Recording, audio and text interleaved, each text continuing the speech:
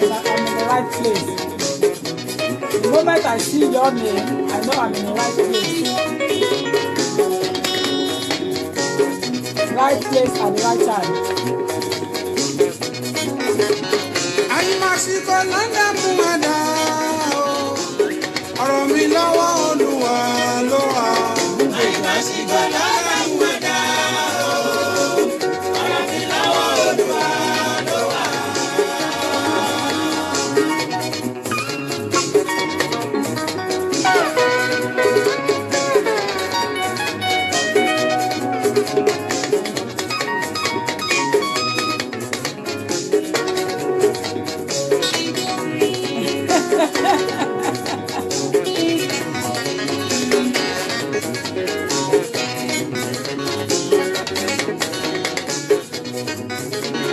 Please like and share. Let us just start it straight away. Ọ̀rọ̀ mi lọ́wọ́ Olúwa ló wà. Àyìnbáṣikọ lọ́dà mú àdá o, ọ̀rọ̀ mi lọ́wọ́ Olúwa ló wà. Please like and share. Like and share.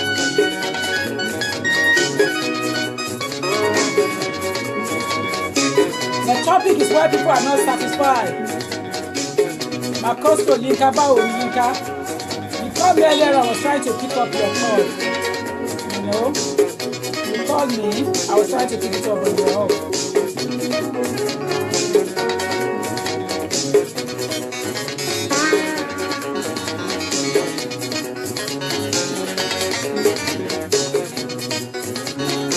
Halẹ̀ kò lè halẹ̀ mọ́ mi rárá. Mo ti lálàbẹ̀ ètì mo lọ́lúwa. Ọ̀rọ̀ mi lọ́wọ́ Olúwa ló wà. Àyìnbáṣikọ lọ́dà mú àdá o, ọ̀rọ̀ mi lọ́wọ́ Olúwa ló wà. Please like and share. Like and share.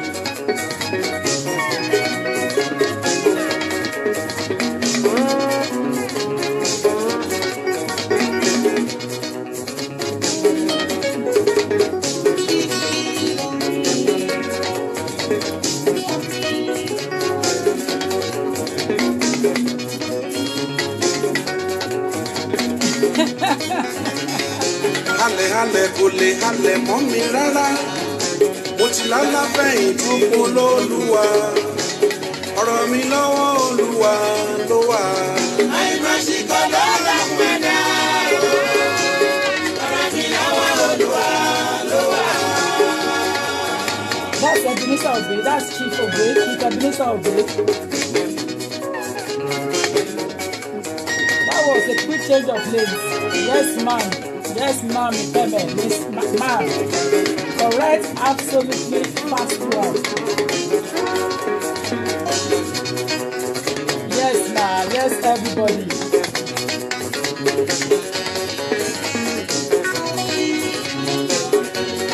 Honestly, you can never go wrong with Ebenezer Obey. Kí ni gbẹ́dọ́gbẹ́dọ́ fẹ́ fi di ọ̀gẹ̀dẹ̀ gbẹ́? Kí látẹ́kùn fẹ́ fi di gẹ̀dú ṣe? Please let us like and share. Ẹ pè wọ́n wọlé, ó máa lẹ́tì kẹfà tù láwẹ̀, ó máa serious, ó máa kẹ̀kẹ́. Ẹ máa láti gbé bọ́ọ̀dì yín wá síbi, ẹni káwọn èèyàn gbé bọ́ọ̀dì wọn wá. Ẹni ká gbé bọ́ọ̀dì wọn. Tell people to bring their body. Gbé bọ́ọ̀dì ẹ wá. Àbí kí n change mi fún yín ni.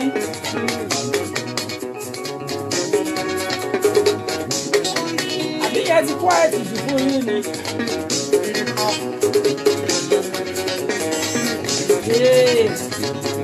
Kí ni gbẹ́dọ́gbẹ́dọ́ fẹ́ fi di ọ̀gẹ̀dẹ̀ gbẹ́? Kí látẹ́kùn fẹ́ fi di gẹ̀dú ṣe? Ọ̀rọ̀ mi lọ́wọ́ Olúwa ló wà. Àyìnbáṣikọ lọ́dà mú àdá o, ọ̀rọ̀ mi lọ́wọ́ Olúwa ló wà.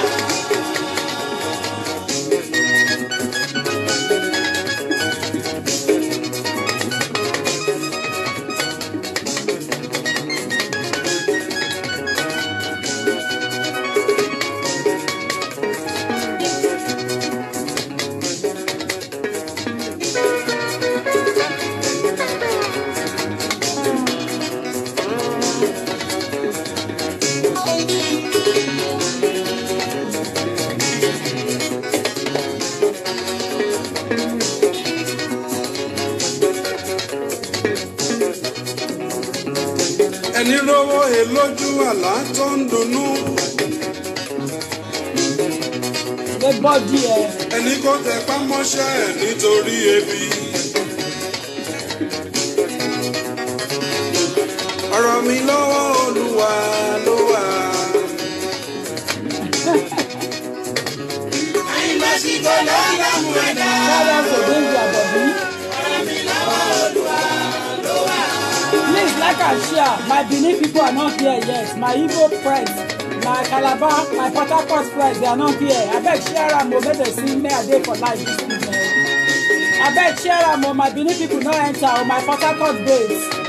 I beg, let them know that Mama don dey o. I don bring my body here o. I beg share am joor, share am. I beg yo, my Robo people, I beg yo, I don dey. Take where I don't know you people. You know, don't tell. I beg bring them up. Ebi ló fi ṣeré, ebi. Ẹni kò tẹ pamọ́ṣẹ́ nítorí ebi. I beg bring my Robo family o. I beg o. Ọ̀rọ̀ gbogbo lọ́wọ́ Olúwa ló wà. They say me, my Ijebu people don't waka come here. My Ijebu bless you, Jare. Bless you, my Ijebu people. Where my Ijebu, when bring Ijebu at all? Eh? When bring Ijebu? Oh yeah, bring my Ijebu people, I beg. Ẹ bá ní mú jẹ, ẹ bá ń pa àwọn Ìjẹ̀bú wọlé. I call me my Igbo people, my Igbo. Kampala people, I beg call Kampala for me. Accra. Banjo. Wọ́n bá mi ṣe bàbá, ó máa kọjá mi.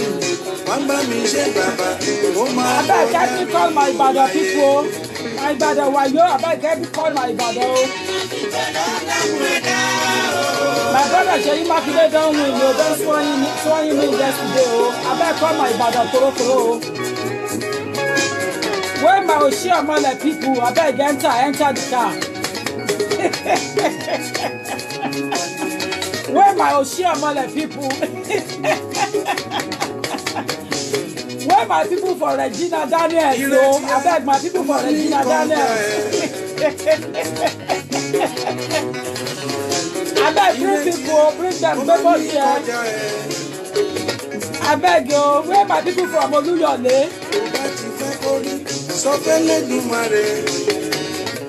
Where my people from Malake? I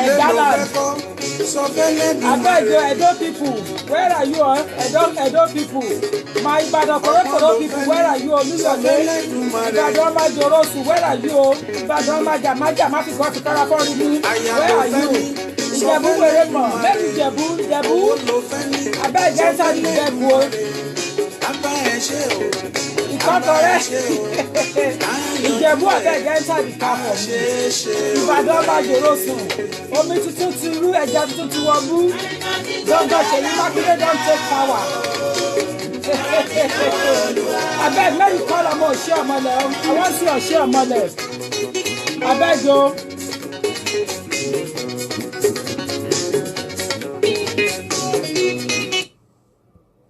Any Oshiomhole there? Any Oshiomhole there, please, abeg, make we start this program. Oh, yeah.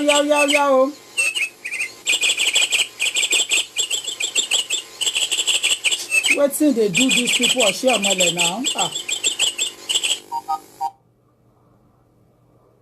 Alomi sọnù sí anybody, ọmọ rẹ̀ pàlà, àjí obèsè. Ibadan, thank you, well done.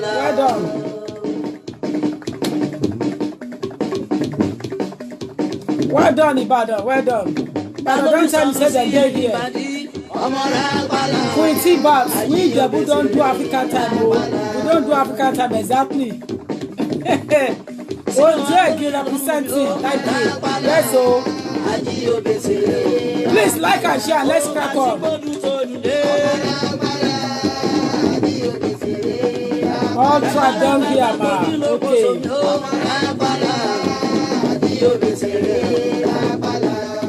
Oh yeah, wow.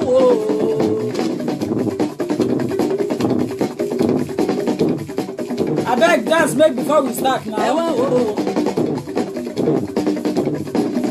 I beg dance now.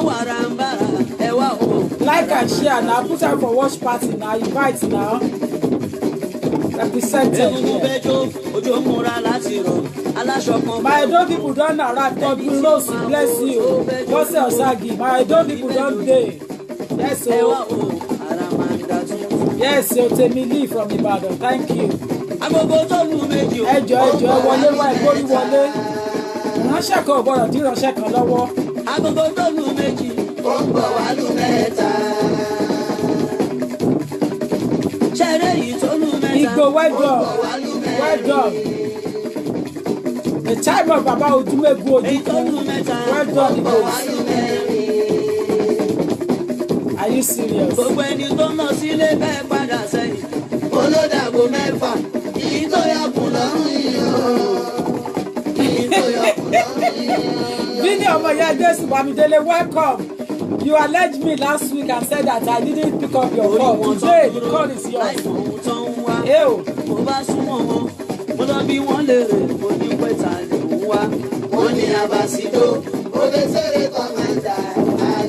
Hausa people, Kuburat, Bello, na Yoruba be a Kuburat now.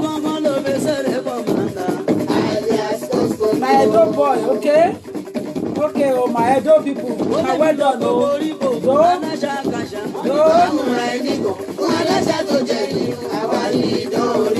Welcome on board, ladies and gentlemen. It is a great pleasure and privilege for me to have you on my platform. I cannot ask for anything better than having this on my platform. Happiness. As such, I welcome all of you. Always be happy. Life is too short to take it too serious. Ayé ta wà yóò ti kéré jù ó tiny. You are welcome on board, all of you. You are welcome. You are welcome. Àní tó bá bá òlì rí, wàá mọ̀ nípa Báíbù. Tó bá bá àǹfààní, wàá mọ̀ nípa tírà. Àmọ́ tó bá bá àǹfààní, wàá mọ̀ nípa àṣàkáṣà. Orí bàbá kò síbẹ̀ kọ́ bá àṣàkáṣà ni. Gbogbo orin tí mo bá kọ, àṣà tẹ báyọ̀ níbẹ̀. Ìmẹ̀ṣẹ̀ ti tẹ́ni bọ́ọ̀dì, ìṣe ti tẹ́ni bọ́ọ̀dì, àyàfi ti bàbá tó síbẹ̀. Àyàfi ti bàbá tó síbẹ̀. They said I should continue with the music. I want my year Ola Unif. Not a year Ola Unif is my long-standing fan. My long-standing fan. Ola Unif. Long time. Ola Unif. Since tí òjò fẹ́ tí ó tó jọ mẹ́ta, Ọlọ́run parí ìjà wa. Àjọ máa ná gẹ̀rẹ̀ dákun má jẹ́ ẹ̀kọ́ ẹni. Ó sì mi rọ̀kọ̀ rebe. Welcome on board, Stella Grace Cole. Yes.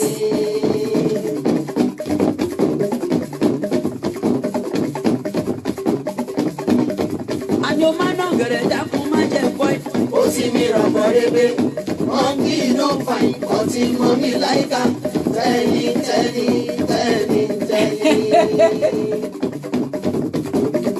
Honestly. Ọ̀ragàràgò, àrògò raga, ẹni tí ó rago, ní sago mọ́wọ́. Tó bá sago tipátipá bàbá onílò mọ́ sí. Ọ̀ragàràgò táwọn àrògò raga. I think it's his slang. I think nobody was Alhaji Obesere slang. I think it was what I introduced. Nobody. He holds that swagger. Nobody. Alhaji Obesere lónìí. That's what his manager told me. His manager said that he told me.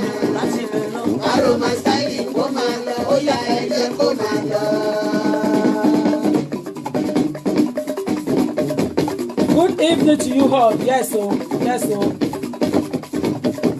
Aroma styling commando.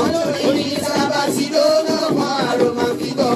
Orí ọmọ rẹ̀ pálá lọ́mọ aroma jókè. Orí bàbá tó síbẹ̀ lọ́mọ aroma yáyá. Láti ibẹ̀ lọ, aroma styling commando. Ó yá ẹ̀rẹ́ commando. Ìyẹn ní ẹ̀dẹ̀ẹ̀dẹ̀ bá sì kẹ́ máa wọ̀ bẹ̀. Àfúnú máa ṣá ẹ̀sùn kún sábọ̀. Ẹyẹ oníṣàǹsù. Ẹyẹ ìjẹ́ bẹ́ẹ̀ ẹyẹ kú. Àmórìíra òbí o. Ó ti nà gẹ̀rẹ̀ lánú lẹ̀ o.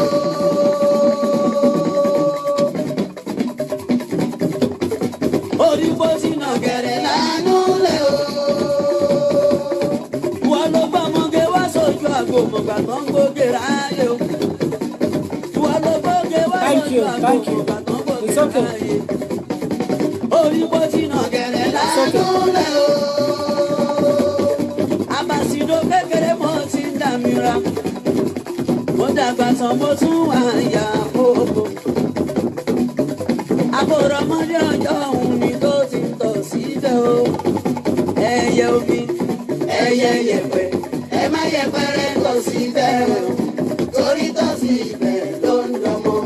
Thank you from Malta Island. Thank you, Malta. Please, Adeshaya Owosh Michael. Thank you. When I nod my head like this, it means I've read what you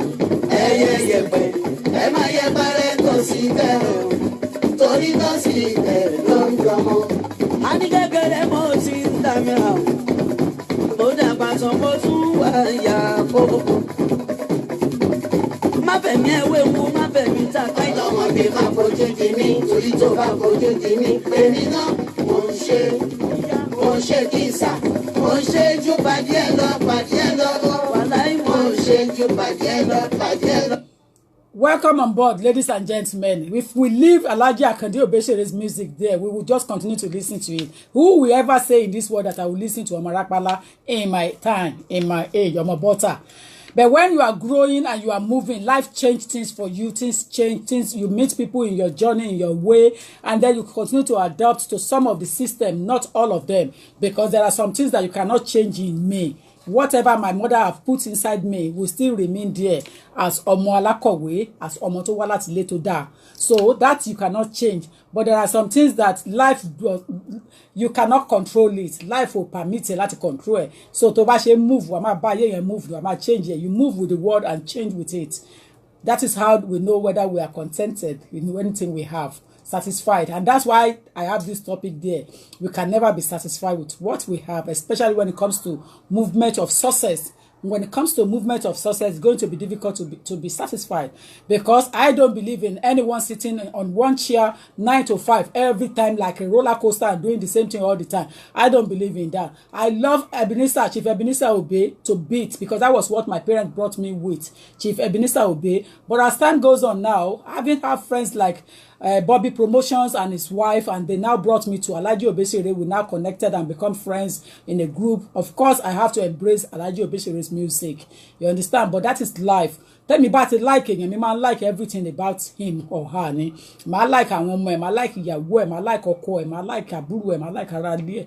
Bẹ́ẹ̀ mi ṣe máa ń ṣe nẹ. Tell me about it if I kó gbá kúrò ńbẹ̀, èmi máa kó pátápátá lẹ́ẹ̀kan báyìí, move out completely, so that I will not be seen or people will not see me with that person anymore. I'm not going to parí journey yẹn nìyẹn. Èmi máa ń parí ìrìn àjò tí ò bá ti pé mi. I end it. I end journey that doesn't give me any profit, that want to damage my life, damage my reputation. I end it. Èmi máa end ìrìn àjò ní tí ò bá ti ní mí ní máa padà ńbẹ̀ ni. Nǹkan máa tètè sú èmi. Tẹ́ bá sọ pé àwọn nǹkan kan wà. If people tell you that there are some people get fed up with things quickly, I am one of them. I get fed up easily. I get irritated by things easily. So as a result of that, I caught. People are only saying that you are fed up with things, but you can't fed up with your husband. Ọmọ ti wà ńbẹ̀, iṣẹ́ ti wà ńbẹ̀, owó ti wà ńbẹ̀, dúkìá ti pawápọ̀, gbogbo ẹ̀ ti pawápọ̀. So you cannot be fed up like that. About Paromara, you have to sort it out. That is one side in here. But in another area, journey of life, I just, that's life. Which one here, Princess Adeola? Sure, you understand. So now let's move on to today's topic. Too many people spend money on things that they don't even need, and it's part of life. You understand? So why people not satisfied with whatever they have? There are many reasons why we can never be satisfied with what we have. But at the same time, but there are certain reasons why we must be contented with what we have. For example, the scenario I was giving you earlier on about a lady that has a man, a husband or partner, you want to say, helping her, paying her bills, paying her everything. She's not happy because, of course, she wants sex. So she's not happy with the way things are in the house because her husband take the man release. The husband release quickly. So as a result of that, she's not happy. When I mean she's not happy, she's not happy. She brought the scenario, the case to me and told me and invite me. And I said, listen, let me talk to you like a sister. Forget about the heart of a lawyer. Let me remove my emblem as a lawyer. Take me as a big sister. Look at me and listen to me so that you will not regret this. Ẹ wo, tí ọmọdé bá gun orí igi, kò lè rí nǹkan tí àgbà rí tó bá náà dúró. What I can see, somebody who is coming behind me cannot see it. And what my elders can see, I cannot see what they can see as well if I climb. That is the way God does it. That is the way it's prone. That is the way. Bàbá ní ọmọ kékeré kọ́ ló fi ju ọmọ lọ́mọ ló fi ju lágbájá lọ kì í ṣe kékeré. Older will always be older. And when they have experience, they have experience. They don't have experience. If you don't have experience now, you cannot advise me. Honestly. If you don't have experience in my field, in my journey of life, in my marital status, you can't advise. How can you advise? So I've got the experience and I advise her. I said, listen, authority lo ogun e o. That means endurance, to endure is what I expected from her. That listen, you need to endure this thing. I will not expect you to just go out of this relationship just like that for the fun of you not having enough sex. Sex is the major problem in that relationship. How do I mean? She said once a partner come on bed and they off naked and they want to start their enjoyment, he just got released pam like this. Okomado mirani pam. So kò ní rani tó máa lọ kò lọ àwọn rani kankan. You understand? Olúwa is involved. Oh. This topic is loaded. If you are fasting, move off. Tá bá ṣì ń gbààwẹ̀ lọ́wọ́ ẹ̀rìn kọjá lórí topic yìí, move away from my when I'm saying it, move away because I want my fans to enjoy this thing. So sure you understand. Okay, she explained to me and I said to her, I said, listen, I think that is an area that we can cater for. Because I understand that they are selling so many things everywhere, tablets, you know, that you can easily use. Wo tó máa lò tó máa fi máa wà okay tó fi máa lè catch up wo ti lo ó ti ṣe nǹkan mi lọ́mọdé rí ni ẹ maybe he has done something that is above his limit when he was younger. Ó ti gbé màmá òṣòdì ó ti gbé àwọn ìyá ńláńlá. When a man has does it too much and carry too many ladies, too many women, of course lóyè tè máa domira ní gbàm because he's been doing it all the time, so there is not much goodies inside it anymore. So the only way out is to use artificial insemination. It is not only in women you use artificial insemination, you can use it for men as well. Artificial insemination in my own English is go and use àwọn àgbo tọ́nà máa ń lò yẹn fún báyìí pé lóòótọ́ ló exist. You use the àgbo or you go and take tablets and see doctor so that they can help you to cater for the erection. You nurse, sisi nurse, do we have nurse on my line? Please abeg put on something there for me, Jara. When it comes to a man released on time or in bed fast before the time, is that not erection problem, ejaculation? Listen, ẹ̀yin tẹ́ wà on medical line, you can start putting your omniscience English there for us so that catching up at lunchtime in Texas, okay? You understand? So it's a major concern for her, but they have kids. Unfortunately for them, they got 2 children. Of course, you see, when it comes to making babies, good question. You see, making babies is the fastest sperm that goes in at that time when you are ovulating. Is the fastest sperm that just boom. Òun ló ń dọ́mọ, kò ń ṣe gbogbo 3 hours, not all the 5 hours, 10 hours you are spending boom, boom, boom, yeah. No. That is why a lot of people, they do abortion because they just want you to go and play. But they don't know that the fastest one has gone inside. He has gone inside to stay. And that's going to form pregnancy if at that time your body is active as well. So it's not that how do they have baby? I beg, Nancy, answer me or answer my call, Nancy. I beg. You know, so the situation here is a big problem and she's not happy because sometimes she says, I want to go 3 rounds. I want to do it, kara, I want to scream. She says she wants to scream. Now, if you want to scream and your husband cannot provide that scenario for you to be able to, environment for you to be able to scream, then there's a problem which I think both parties must be able to solve between themselves by going to see a practitioner, somebody who is specialized, who is an expert in that area of problems. You know, that particular problem is a problem in marriage, in relationship, in somebody who wants to enjoy sex. It's a big problem. And it is true, as a woman, you know, sometimes you really want to have fun. And if you see that thing is not moving on, you are going to be blaming yourself and say, ah, shame mo cause ni. But I haven't experienced it, Tori, rara. So let's talk about, I want to experience what happened, you know. So, and I have, you know, and I managed to talk and to see if I can plead to her and say, listen, there's a way to combat this problem. The man needs to see urologist. Fake advice. You have to put proper advice there so that at the end of the day, people will know that they are getting right thing from our platform. Do you understand? You should not take medication without consulting his GP because of other underlying health issues. Thank you, Princess Buki Awufeso. Well done. Okay, good. So can you see now? But the problem we're having now is that she has gone out. She has moved. She has packed out of the house because she's not satisfied with what she's got. That's my topic. She's not satisfied with what she has today. She wants to get somebody who can pa. You understand? But the problem here is that when she's get somebody, if at all she will get, yeah, the person will not be able to pay her bills. The person will be jaye, machine. He too will be using those kind of what are you guys usually drink? No green bottle, yeah. You understand those things in the green bottle? That's what he will be using to pam her. But at the end of the day, when it comes to end of the month bill paying, who is going to assist you to pay your rent, to pay the bills, to pay everything for you as he has been paying it? If you have decided to choose sex ahead of your bills. Aha. So, if you look at it, human beings were not born to be satisfied. We're always hungry, and many of us are not satisfied with what they have. And as a result of that, they go to the direction of regret. They end up having a regret course, regret training, and doing it. Now, the reason why this happens from so many times, why people are not satisfied with what they have, is because of expectation is far too high. Expectation is too high. And when we're talking of expectation too high, believe me, we understand what we're talking about. You know, expectation, Alomo, thank you. They told me, they say Alomo. Ugidiga. Alomo paraga. Don't start. Let me concentrate a little bit.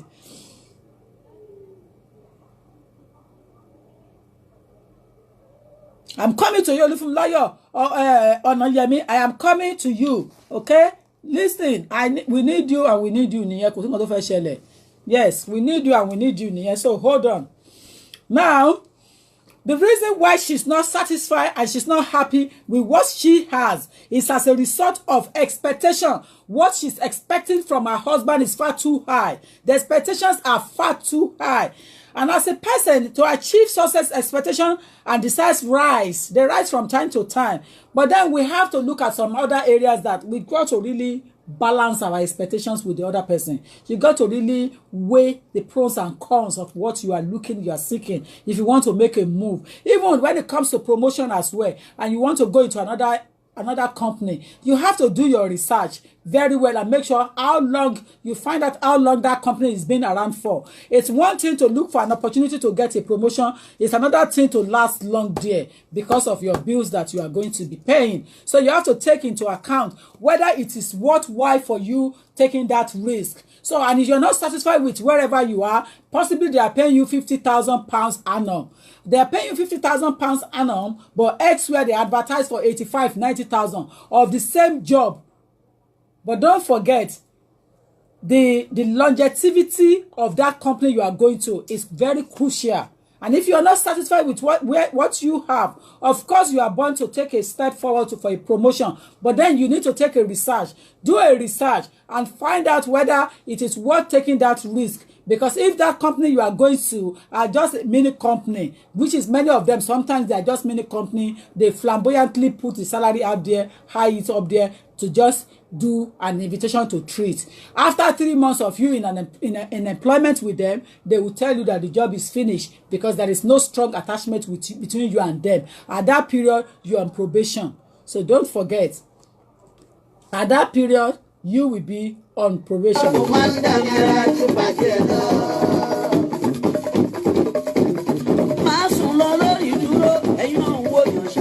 Kosi mama, papa kosi, ojú fàṣọyà.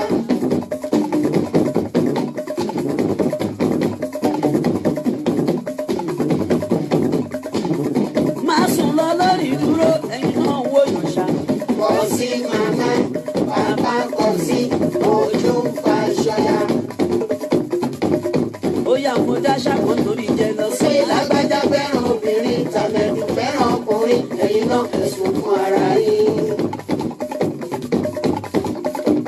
Òwe lẹ́ṣin ọ̀rọ̀, ọ̀rọ̀ lẹ́ṣin òwe.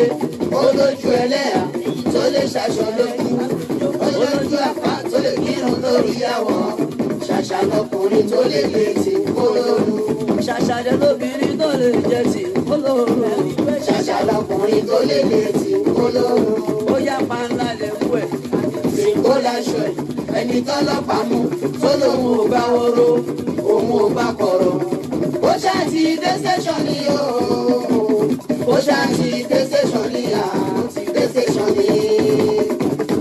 Panla lè wú ẹ̀. Sìnkó láṣọ ẹ̀. Ẹni tọ́lọ́pàá mú tó lóun ò bá wóró. Òun ò bá kọ̀rọ̀. Ó ṣáà ti dé station ni o. Lagos. Ó ṣáà ti dé station ni à. Ó ti dé station ni. Lagos. Ẹ̀yin ọmọdé ń sọ pé dáńfò ṣí èrè. Bàbá yín ló ń sinmi nílé.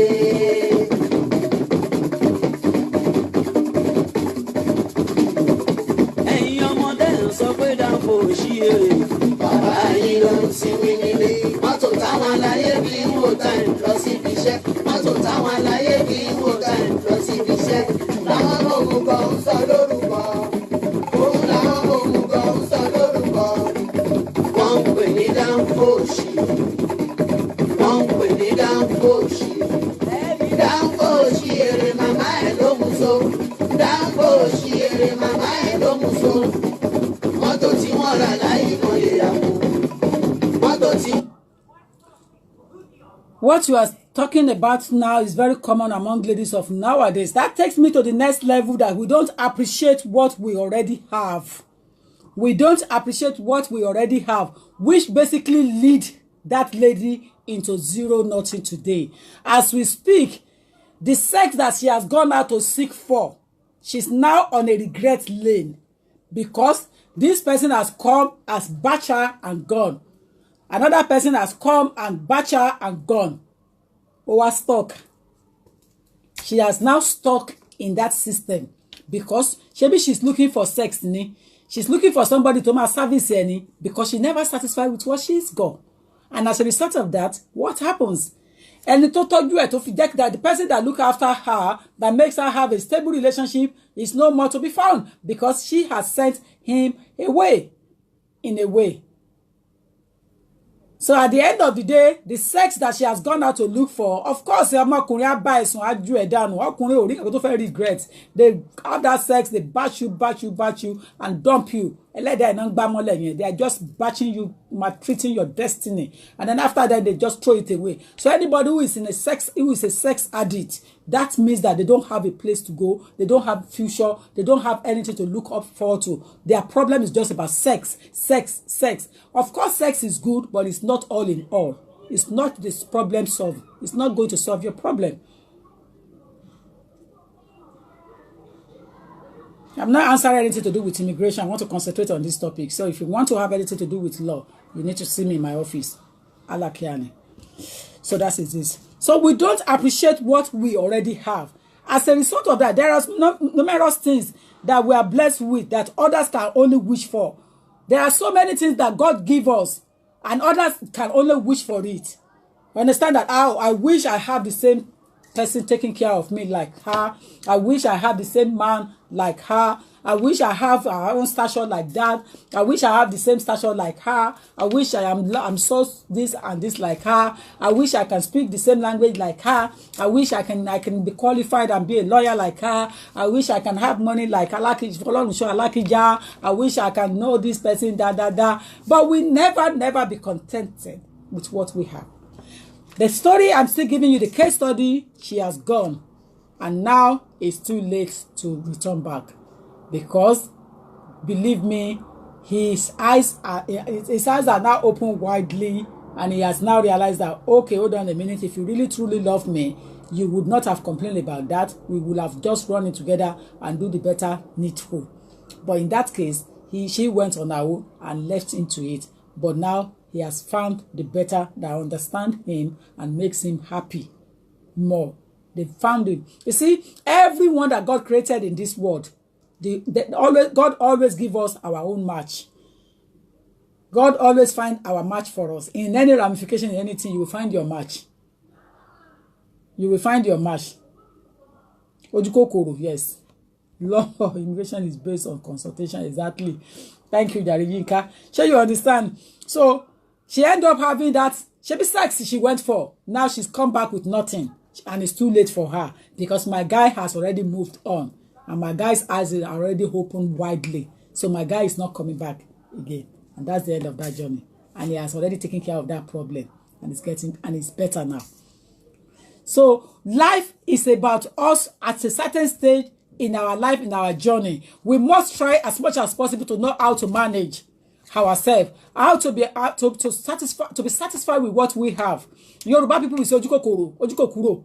That means that you just want everything to be your own. You see this bag with this person. Oh, why can't I buy the same Gucci bag? How can you buy the same Gucci bag if you are doing a cleaning job and you only earn 50 pounds?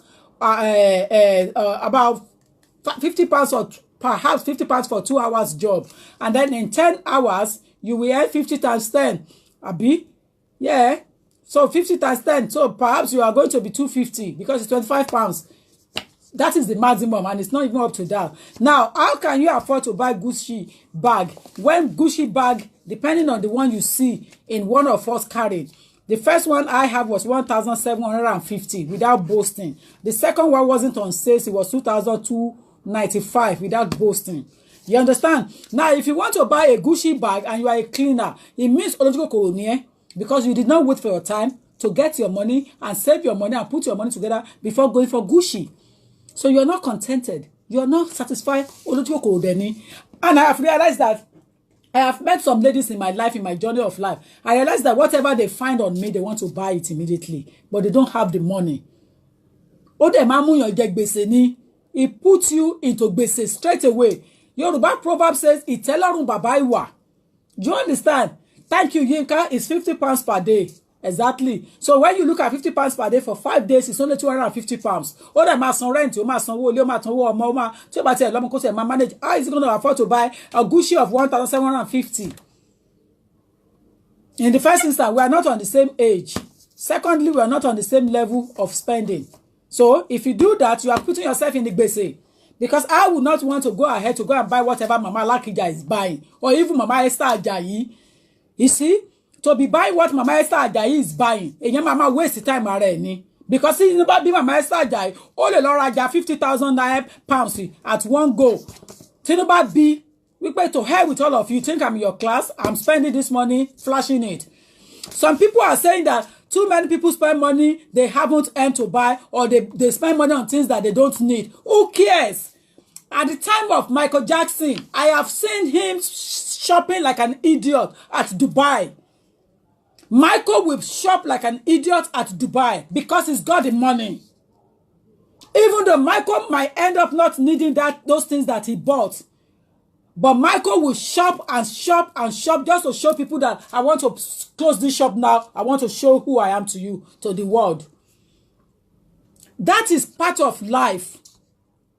Now, if I just stand up straight away and say, oh, I want to be on the same level. We were throwing some videos around last time. And in that video we were throwing around, we realized that Mama Alakija has the most expensive building in Nigeria. Mama Alakija, Folarunsho Alakija, even surpass Dangote, surpass Bahami, Mike Adenuga.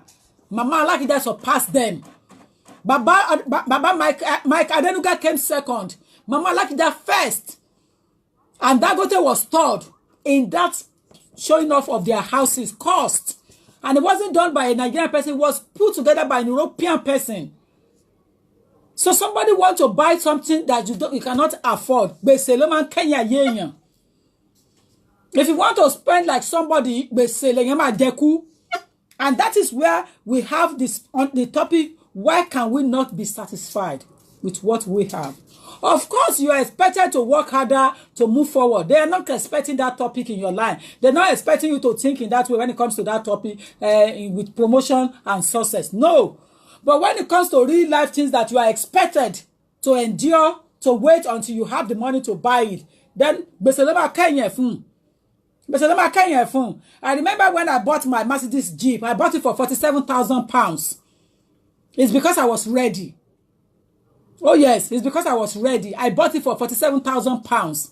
There is no way I can go back tomorrow and go and buy it again. But me okulori, kini mo fẹ́ fi ṣe, kini mo fẹ́ fi mọ́tò ṣe, tí mo show off like that, like an idiot. When I have university fees to pay now, yeah, when I have other investment to invest on. But at the time I bought that Mercedes Jeep, it was bought for £47,000. And anyone who is expecting me that we should be in the same category at that time, it's going to be gbese because you have to wait for your time. You don't know how many years I've been saving money for that Mercedes because I've always riding Mercedes in my life. I have always riding Mercedes C-Class, E-Class, and A-Class. So I've always been a Mercedes person from day one. So A-Class, every mode of Mercedes, I use it. But when it comes to that Mercedes, when it came out, I put my eyes on it and I said, I swear on everything I have, I am getting this Mercedes. And I project it and I budget it. And when the time arrived, and I went to the garage, Mercedes garage, I said, listen, I need to pick this car up now. Enough of this nonsense of waiting. They were laughing. They said, really? I said, enough of nonsense of waiting. They were laughing. They were laughing because I am ready to take that Mercedes out of that garage at that time at all costs. I don't care because I have got my change. I have got that change with me that I think I want to spare. And when I was doing that change, it's not that I am spending that car money on that car without taking care of my needs. No. There were a change that has been put aside for the purpose of buying that car. I don't watch your clock. I don't expect anyone to watch anybody's clock. A lot of people have a kind of spirit. And that spirit is that somebody is doing it, I must do it. No. If you don't plan your life and project your life, there is no way you can move forward in life. Everything in life is about projecting. It's about having a focus. I am motivating you this evening. There are times for us to be cracking jokes. There are times for us to talk. If you don't project your life, you will never be satisfied with anything you have. Whether you're your husband, your wife, you will be complaining and comparing. And anytime you compare people to each other, you are going to be having enemies. Because you'll be creating problems. Even children in the home, they don't want you to compare them with their siblings. Because it's an insult to their integrity. But if you don't have focus, of course you will continue to be complaining and complaining about your husband, complaining about your wife, complaining about your environment, complaining about your neighbors, complaining about friends, complaining about social gathering, complaining about food, about clothes, about everything. When are you going to even sit down and say, Oluwa mi mo dupe, thank God? God is looking for people with gratitude spirit, gratitude mind. And if you cannot show that sign of aspiration to say, God, I am grateful, then you are making God himself so tired in assisting you, moving you forward. Because he said, in all things, give thanks and praise to God. A lot of people have lost that decorum because they forget to know who they are. They forget to realize that they are individual. Twins can never be the same. Taiwo and Kinde, they are not comparable because they decide to have different destiny on their way from heaven to this planet. They took it differently. So there is no way Taiwo and Kinde can share the same destiny. I beg your pardon, it's not possible. When people use the word identical twins, I don't accept it from them. No. I object to that and say identical in what aspect? Identical in terms that you cannot identify them. But when it comes to them doing things differently, they're not identical. They are different in their destiny because they chose it from different planets. Do you understand? A lot of people do not understand who they are, the purpose of their birth, why they come on this planet. When you see some of my phone, it says, my purpose of birth must be fulfilled. Of course, under my WhatsApp, of course I put it there. Because we were born for a purpose. We were not supposed to be contented with everything, but when it comes to certain things in our life, they cannot move forward because it is what is killing many people. Mo fẹ́ dogun, I want to become this, I want to become that. But unless you have focus and have a target, you cannot meet it. You cannot hit it. You've got to have your focus and know exactly what year this will be applicable for me to do. What year am I going to do this? What month am I going to do this? When am I going to do that? Already, they have already arranging for me to come and speak in Nigeria. To come and speak in Nigeria, they cannot expect me to board in again. Look at the governor Seyi Makinde's inauguration yesterday. I was supposed to be with them, but there was no plan. There was no time for me. Because I have a plan and focus already. I need to attend to court cases in England. So there is no way I can leave my court matter, I can leave an actions that needs to be actioned in England and say that I want to go and join Seyi Makinde's inauguration. Governor Seyi, due respect, he has done it and achieved that for himself. Fine. But when the time comes and I have my time, I'm going to have the time to go there and say, listen, well done, here I am, and follow my people again. But as at yesterday, when they were there doing the enjoyment, no, destiny does not permit me to be there because I have things that I have to do here in England. Primary objectives must always be achieved. Anyone born in this world from a woman's womb that doesn't have an objective, purpose, then you can never be inspired with good things in life. Because a lot of people are saying that, oh, I am not satisfied with it, I'm not satisfied. It's because you don't have a plan. You don't draw yourself a plan and know when and when things have to be achieved.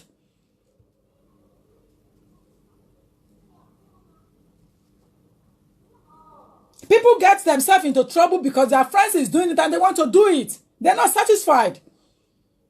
They're not satisfied. Lately, someone came to me in my office and said, listen, I want you to remove no public conditions from my card. I said, sure. She said, yes. I said, sure. She said, yes. I said, no, I'm not removing it. And I said, I will bet it with you from heaven to this world that the government will not remove it because I know the reason why they will not remove it. Because she's not satisfied with what she's got. She wants to get the government money to entice herself to be buying rubbish in the market, buying things that she doesn't need. If for her to go to work, into employment, into labor market, of course we have worked tirelessly to achieve that goal, to get that status for her. Why can't she go into labor market? She's got partner, don't forget. Her partner is a British citizen. So why can't she go into labor market and they are living together? Why must she come to me and say, go and remove the public condition so that I can go and claim the government money? It's because she's not satisfied with the amount of money her husband is giving her. And if care is not taken, that kind of person will end up losing her husband again, I project. Because it's all about what my friend is doing, I want to do. Not being contented, not being satisfied, copying your friend. You cannot carry on copying people and think that you want to succeed in life today. Today's life is completely different. We are in a fast period of time. Whether it's an end period, I don't care about that. But I know that the period we are now is so fast. If you spend all your life on income support, on government money because of Ojikokoro, when are you going to join the labor market and have the experience of technology and know how we do it in the workforce, how we are doing the pension, how we pay the NI, we pay salaries. Before we can pay our home, we have to pay all the bills. You have to pay salary here and pay salaries overseas. You have to pay all the managers managing the work, doing the flyers, doing the projection, doing everything for you. You have to pay them. You have to pay staff that are taking phone calls and listening to them and giving the feedback. People that are answering queries for you overseas in your business, you have to pay them. But when you are sitting down in one place and not contented with what you have and saying that your friend is claiming the government fund and you too want to go to it because you think it's freebies, there's never been a freebies anywhere. Quote my English. If care is not taken, what you have taken in, you end up vomiting it back because you are taking wrong thing at the wrong time. You have taken wrong thing at the wrong time. A lot of people refuse to go into labor market as a result of Ojikokoro because they're never satisfied with what they have. So they want to add the additional money of the government money into it. No, by going into labor market, advantage is much, much higher, but they're not going into it.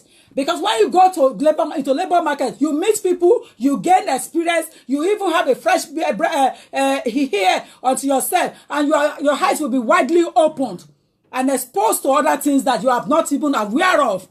Because when you are in the corridor of your room, you will not see anything, you will not understand what is going on. But the expectation is too high. You're expecting your husband to provide everything. No, you join hands together. I could remember vividly when we were doing this when the kids were younger. He will pay the mortgage at that time. I will pay for the childminder. So whatever left behind, we will use it to eat and run our cars.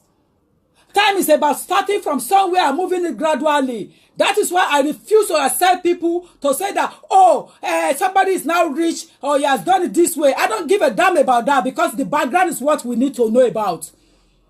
Now I am making noise here. I'm making noise here. One day I hit my jackpot, I hit my luck. I still love my humanity and I now become a billionaire and I'm helping people. Are you going to say otherwise to me? Because I am satisfied with what I have and as a result at the same time, I am moving forward to elevate others. In my time of going to Nigeria, I went to an orphanage at Abeokuta. I don't have to come online to tell people because I went there. Those children do not have what you have. Those children do not have what your children has. Those children are motherless. They don't have anybody. They are just looking unto God. Those children, they don't know about it. So I have to go and visit them. When the proprietor told me that I've run in an orphanage, I look at her and say, oh, me in the diaspora, running an orphanage in Nigeria at the same time and still a professional person in London, I am going to support you, but I didn't tell her. So I went there behind her back to go and check the place in Abeokuta. I traveled from Lagos to Abeokuta. I saw those children and I cried inside me because those children do not have what your children have. Those children are suffering, but they're not suffering under her emblem anymore because she picked them on the street. But before she picked them up, there were nobody, no hope, nothing for them. But today's day, these children are dead, they are okay, they are healthy. Because someone had the time, the audacity to take the journey on, to take the headache and say, listen, I am going to help you. These children come to my vineyard, stay with me, and pull out all the widows around as well, and put the widows there to be taking care of those children. Is she not a woman? Is she not a human being? Unless you go into the labor market, you cannot be exposed to so many things. You must be satisfied with what you have. And by this, you'll be able to move on. What you need in life is focus. The expectations is what is killing so many people because it's far too high. Expectation is far too high. And when expectation is far too high, it's going to affect your movement. It's going to affect you. Our problem in the world is that we don't appreciate what we already have. Numerous things we are blessed with that others can only wish for. But when do we think that universe for that? When do we even count our blessing? At what time do we even think of counting your blessing? And what God is looking for in us is that we should be able to count our blessing. We should be able to say, thank you, God. Thank you, Lord. Olúwa mi mo dúpẹ́. Ọ̀pọ̀lọpọ̀ ló máa ń jí láàárọ̀ tí wọ́n sọ pé Olúwa mo dúpẹ́. All is wanted from you is to say thank you, thank you, thank you, thank you. But many people, they forgot where they come from. They cannot even say thank you to God.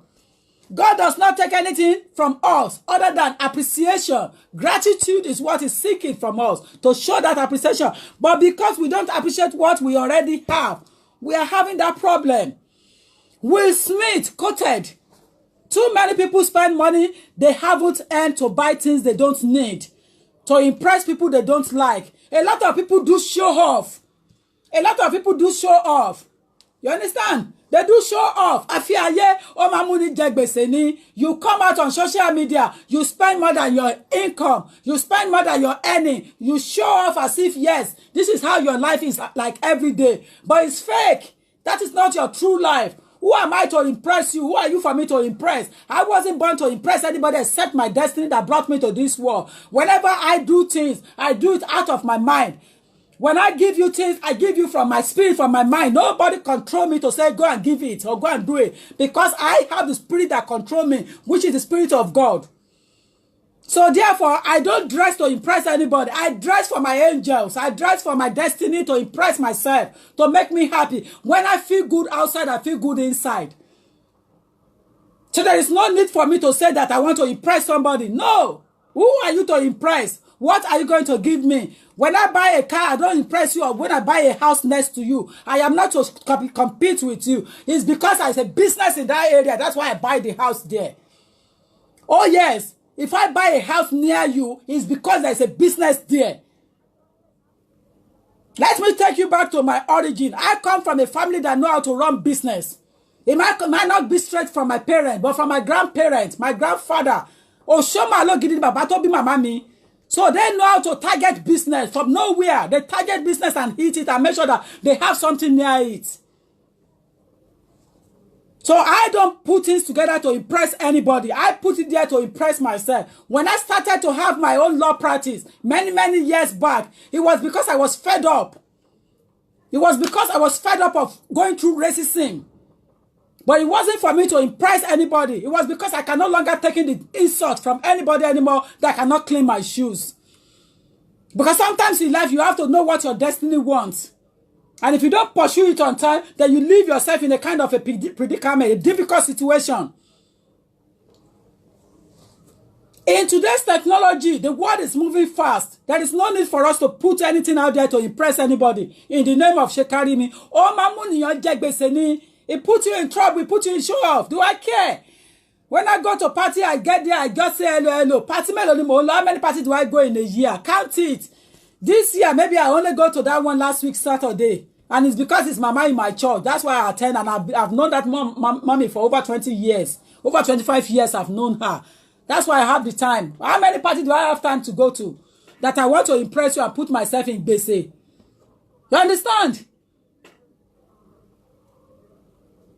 You see, sometimes in life, if we don't have that satisfaction, we put ourselves into problems, put ourselves into shekarimi, and we think we are better off than others. Meanwhile, that person is better off than you. Because that person's way of attitude of doing things is not to show off, but to quietly start building and start doing things. Because I shall fit here at gold. Aṣọ gold. Look, mama kosonu. You put gold on. You put gold out there, thinking you are showing off. Who are you showing it off to? My brothers and sisters, who are we impressing? We need to impress ourselves. We need to care about ourselves. We need to take care of our future. And our future is our children. If you are famous and your names are all there and your kids are suffering, who are you? You are nobody. You are showing off and you don't take care of your children. You are useless. You are making money, but it doesn't show up on your children. Then you're a waste of time. You're a waste of space because it's all about showing off. Nobody cares about that anymore. In fact, left to me, if you want to show the whole world show off, you are just going to kill yourself because I don't even bother. I don't bother. I don't even see people. In fact, if you wear 23 karat gold, I don't even know that it's gold. Unless we take it out to the goldsmith and go and check it. That's when I will know you are wearing gold. I don't know anything. All I know is that dress to fit and make me happy, and I move on with my life. You understand? But if you're thinking that, oh, I want to put 22 karat gold on, I want to put 28 karat gold on to show off, to impress them, and one man bani, if you do it with me, ò lè gba nǹkankan. Believe me, ò lè gba nǹkankan because but me, I don't know them. I was only blessed with language. I don't know them. I cannot differentiate gold quickly. Believe me, I don't know gold. So if you wasori o kan fiya jera eni, o kan gbera sínú heat ni, because I will not identify it. I cannot identify it. You understand? I do things. So I expect people to do things to satisfy themselves, to appreciate what you have. We are so busy in a rat race. The race that we are running today is a rat race. Rat race, competing with others on things that doesn't worth competing for. Many of us compete on things that does not worth competing on. Yes, and I mean, at the end of the day, I see it as a rat race. I see it. I cannot see it other than rat race because we are competing on something that doesn't worth it. Afeaye, Shekarimi is killing. Yes. You understand? Shekarimi, ọmọ amúyàn jẹ gbèsè ni. Shekarimi, ọmọ amúyàn jẹ gbèsè ni. A lot of people do not understand that side of it, but believe me, ọmọ amúyàn jẹ gbèsè ni. And if you don't understand it, you need to start getting it from that angle where I'm thinking of, you know. If you have the money and you don't spend it, that's a problem entirely. Then you need to blame yourself when you return to your ancestors and say, listen, mo lọ ṣerú owó láyé ni. You understand? Mo lọ ṣerú owó ni.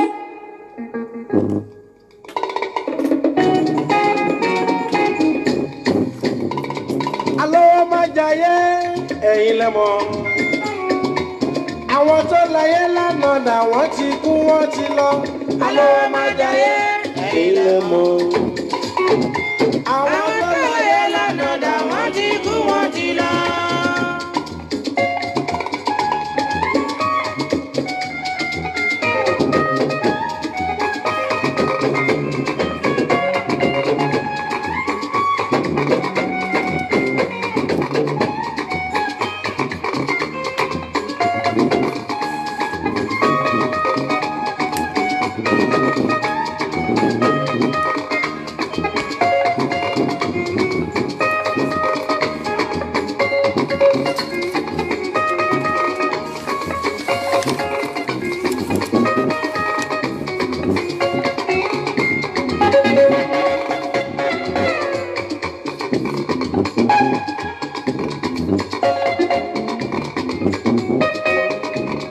You're welcome on board, Miss Adelanwa Adejoke for the first time. You're welcome.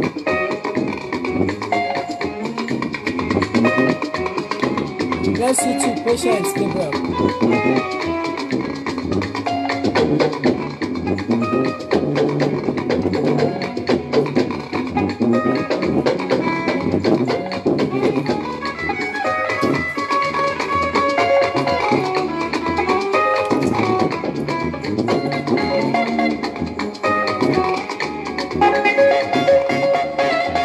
To be too boring for you. Alówó máa jayé ẹ̀yin lẹ mọ̀. Àwọn tó láyé lánàá dà wọ́n ti kú wọ́n ti lọ. Alówó máa jayé ẹ̀yin lẹ mọ̀. Àwọn tó láyé lánàá dà wọ́n ti kú wọ́n ti lọ. This is Akore Denivia that I put my card. Record archive.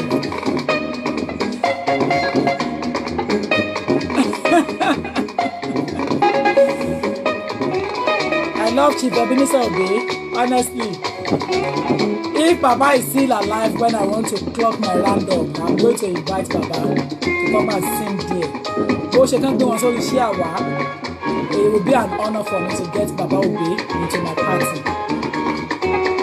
She birthday me. Baba Ebenezer Obey, I love Chief Ebenezer Obey dearly. I love his music, honestly.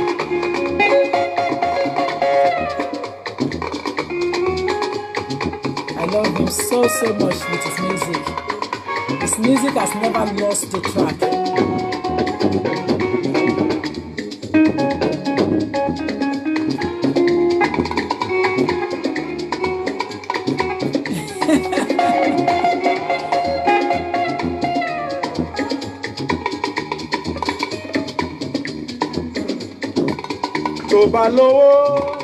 Tó bá lówó kó fi lò gbà sára rẹ o. Kó jẹun tó dáa, kó wọṣọ tó dáa, kó gbádùn ara ẹ, kó ṣe fàájì dọ́gba. Bóyá lọ́la ikú lè lójó títí. Ọlọ́jọ́ kájọ́ ẹ̀dọ́gba pé àti ìsú.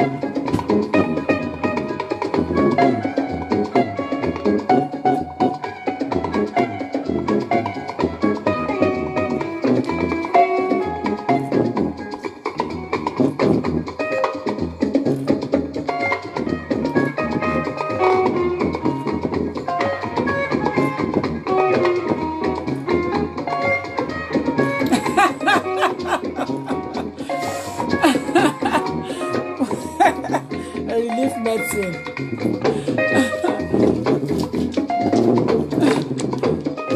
It's too hot, man.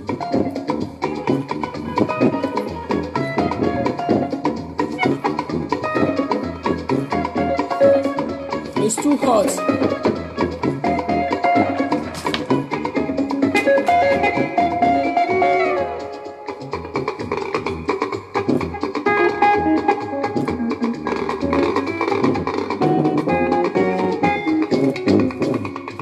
Alọ́wọ́ má jayé ẹ̀yin lẹ mọ̀.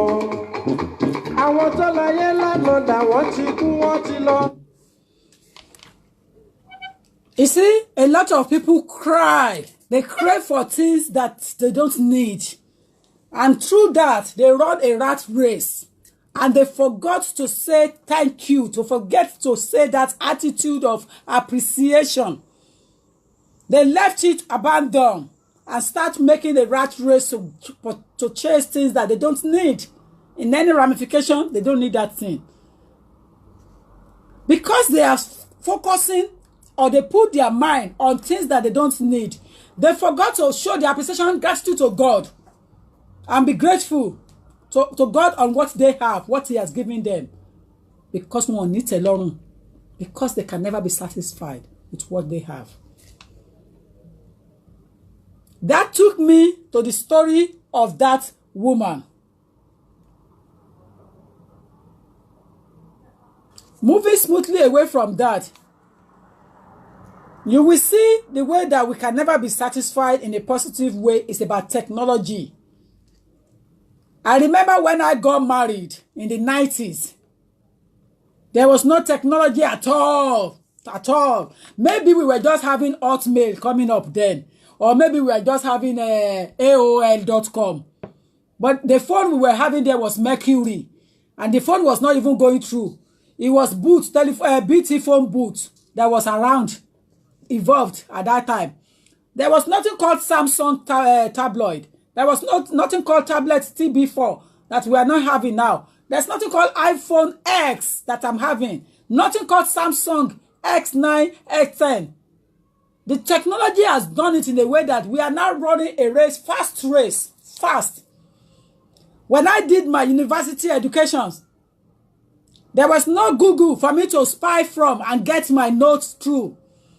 You have to go to the library like an idiot and sit down there like an idiot and kneel down on the floor and start searching and start looking through like Oponu because there was no technology to aid it. Today's education, it has made it so faster with the technology in a way that every topic they can give students is online. That is why they create what we call plagiarism, which means that once you bring in your text message, your notes, your essay, your dissertation, they have to put it into the plagiarism system and put it out there. That thing will bring it out red. That shows that you have copied and pasted from Google. Plagiarism. That thing will bring it out. Understand? So if you look at the way technology evolved, we are okay to say that we can never be satisfied with phones, with technology, because we have to change. Because if you don't change with it, you'll be left behind. You'll be left behind. But at the same time, if you have not gotten the money for Samsung X9, why must you go and trade it when you don't have the money? Must you steal to impress life? Must you do things out of proportion to impress life? It's a question, because it's there that we can never be satisfied. But you can, if you take your eyes off things. Sometimes I say, mi ò tí lówó mi ò dẹ̀ ráyè ní láti rà. Mi tí lówó mi dẹ̀ ráyè ní sin, or mi tí any time fún. But some people, whether they have time for it or they don't have time for it, they want to buy, they want to purchase, they want to have it. I remember when I bought my iPad 2 here, it was the latest at that time. After a year I used it, I discovered that it was trying to mess me up when it comes to using Wi-Fi in my office. So I gave it up. And I went for Samsung tablet 4. The tab 4 Samsung is the latest now, which means that it takes my Wi-Fi easily, but at the same time I still roam it with my data. so that Wi-Fi cannot cut me off anytime. It's the technology. If you don't move with technology, you get stuck. But then if you don't have the money, because I'm using it for business, anywhere I am in the world, I must be able to access my office back in England because it's my head office. So I must be able to access my head office and say, listen, can you print me this document and email me? Can you fax this document to me? Can you scan it to me? I must be able to do that straight away. So technology has done it in a way that we can never be satisfied when it comes to work, business, life. You have to be able to meet the needs of getting the right device of the day so that your work can carry on as if you were there in person. But when it comes to social life, things that I don't need, I don't care whether you buy it or not. I don't even look at you. When I see people putting on clothes and showing off and doing things, I admire them. I like it, but I don't have the time. It doesn't even occur to me. It doesn't occur to me because it doesn't have any meaning to me because that is not my race for life. That is not what I'm pursuing. Everybody have their reason for birth, reason for coming to this world, their target, their aim, their objective. Mine is not to show off anything to anybody in this world, but to show my ability to assist human race. My ability to assist human race is what is crucial to me. Like I was telling you earlier on about the children at orphanage. When I got there, believe me, I shed tears inside me because I see them and I realized how children are in England, how they jump around with their mom, how you see children at the supermarket, how they go around, the babies buying things with their mom, they're doing things. You understand? These children haven't got the opportunity any longer. The opportunity they are looking of is you and I to adopt them, to take them, to help them, to send money to them, and to make them have a better life. Now, if you are one of those that still have spare change, I think you should be thinking of helping people in that situation. It's not about showing off. It's about helping. Let your money go to the right person, right people, right organization, right community, right cause. Send your money to those who need it. Use your money to help those who really need it, not those who want to use it for show off. Not those who want to use it to bluff and tell other people off. Use your money to assist. And I don't like doing things to make noise. I don't like helping people and come out and say, I have helped somebody yesterday or I have helped this person. No, hell no. Before social media have been around, so social media can't control my life. Social media cannot change my style. I'm not going to stoop so low and come to Facebook and start talking and this is what I have done to help people. No, it doesn't make sense. The help that you have done and show it off, you have got your reward. God has said it so many times in the Bible. It's in the scripture. If you help someone and you come out to come and show off, you have got your reward already. Fi Ọlọ́run sílẹ̀ pẹ̀lú ẹni yẹn. Even if that person insults you, tí o bá more, tí o show gratitude, tí o show appreciation, ó kù òun àti Ọlọ́run. But you have done what God asked you to do in that person's life. The next phase of life is what you are looking forward to. Me, I don't get stuck in one place. Because human race is like a rat race, as is said by this person. So therefore, we have to carry on looking forward to do things better and better and better. I always want a way to better myself every day. And I don't have a scenario whereby I want to pull people down in my life. All I do is that I avoid you. If you want to make my life miserable or you want to pull me down, I avoid you completely and make sure that nothing will bring us together. That is not a sin to God. It's a wisdom. You have to apply wisdom. You apply wisdom. A lot of people have failed in their lifetime because of their friends. My friend is doing this. I want to do that. I'm not satisfied. And as a result of that, they get themselves into trouble. Some people have become somebody else because they have taken somebody else's destiny. Ohun tí Ọlọ́run ò gbìn fún wọn ni wọ́n lọ ń ká. Ohun tí Ọlọ́run ò gbìn fún wọn, òun ni wọ́n ń ká. If God has not planted something for you, you cannot just go there and start saying, I want to reap this. No, you can't reap what you have not sown. You can't reap.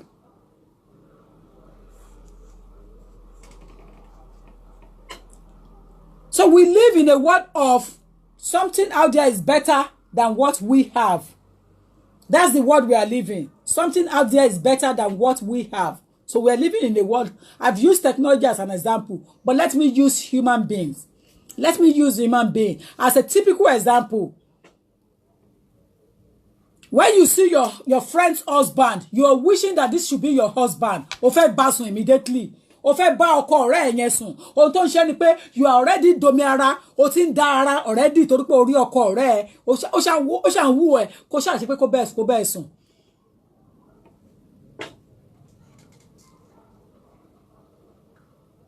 But at the end of the day, what are you going to gain from it after when he has slept with you and dropped you? What do you want to gain? Tó bá ṣe pé nǹkan tó wù ọ̀rẹ́ mi ló nǹkan tó ọ̀rẹ́ mi jẹ ló ń wù mí. It's a bad life. It's a bad life. A lot of people can never be satisfied with what they have because of ojú kòkòrò. You understand? Because of ojú kòkòrò. Ojú kòkòrò ló ń pa ọ̀pọ̀lọpọ̀. Kò jẹ́ kí wọ́n mọ ibi tí wọ́n lọ. It does not give them the opportunity to know how to focus because they lose their focus. They want to sleep with their friend's husband. They want to take their friend's wife. Ìyàwó ọ̀rẹ́ ẹ̀ ló máa ń wù ẹ́. Ìyàwó oníyàwó, ìyàwó alágbèrè. Ọkọ ọ̀rẹ́ ẹ̀ ló ń wù ẹ́, ọkọ alágbèrè, ọkọ oníṣekúṣe. You have forgot the son of whom you are, the daughter of whom you are. You put your eyes on something that doesn't even concern you. Many of them, you tell them, ó mà níyàwó, ó mà ti lọ́kọ, wọ́n á ní kò matter. Ó mà níyàwó lé, á ní kò matter, ẹgbójú ń bẹ̀. It's a bad life. It's a bad life. In practice, I have managed to get involved in so many relationships to resolve it. Some of them we were unable to resolve the differences because or to go out of proportion or to get out of hand. It has gone out of proportion in a way that we cannot even manage it anymore. Other than to say, whoa, I am tired, let me wash my hand off from this problem. Let them live to it. Because ọkọ rìnrìn àrè, obìnrin náà rìnrìn àrè, both of them alágbèrè ni wọ́n. So how do you want to resolve that differences? How do you want to solve the problem? I don't carry your money. I cash you, you cash me. Like you say, but game, you're 50-50.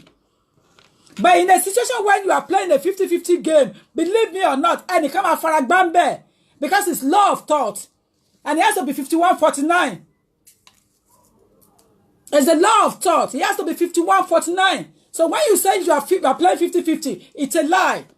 One of you will get injured. One of you will get hurt in between the journey because it can never be 50-50.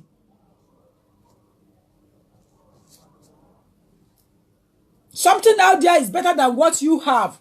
What your friend has is what you wanted. It's a bad spirit. And that is why a lot of people can never be satisfied with what they have because the spirit has already gone into them. And let me move you smoothly into the spirit of jealousy and enviness. These are the contributing factors why people can never be satisfied with what they have. They are the contributing factors that I've been telling you. Jealousy and enviness is a spirit that you don't want to live with. If you are one of those that's always jealous of people's progress, success, you have a bad spirit. You have a bad attitude and you are contagious to this life. Because no matter how much you are close to people, every time you see them making progress or success, you will always have problems with your destiny and be checking God and cry inside your door. Or even you may want to hurt that person. You may want the downfall of that person. If you don't find I don't want to logo niye. Because I need a lot of koroni.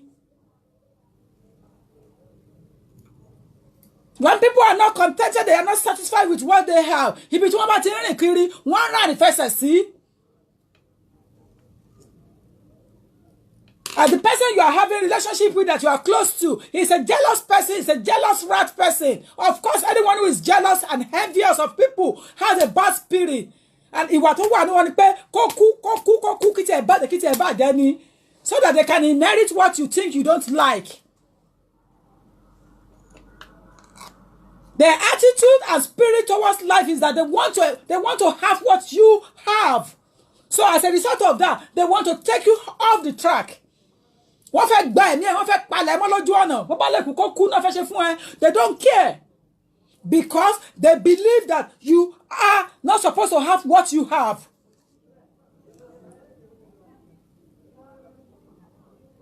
Where are we heading to? My brothers and sisters, okay, you can call me a pastor. I don't mind because I was destined to do the job.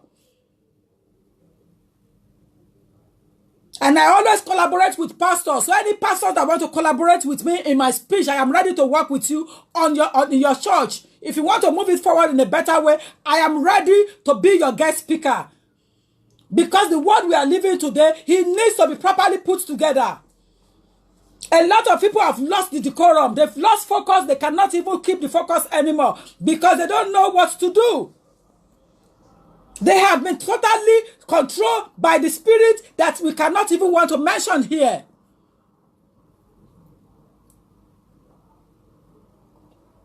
And as a result of that, what they are sleeping and dying with is jealousy and enviness. It's a bad spirit to be jealous and envious of people's achievement. Instead, congratulate them. If you don't know how to congratulate people, it's a serious problem for you. Or each time you see people in Camilo Rose, you know, but that about in Nka, you know, about you don't know, you know, it be so malakeji. Walk in roll or walk in rala, no. Because all they think of is koku, kilo de.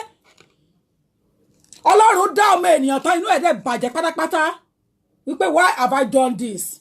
Because we can never be satisfied with what we have. And as a result of that, it makes us leave church and go to ilé babaláwo. Ó ti gbòòrò dé wá sí Ọlọ́run. Because we are not satisfied with God. We are so much in a hurry. We want fast miracle. We want it to happen overnight. But God does not give you things and take it away from you. Cut my English. It might be a while. Ó lè pẹ́ ní o. Àkókò lójú Ọlọ́run ní gbogbo nǹkan láyé. If you wait for God, you will get what you want.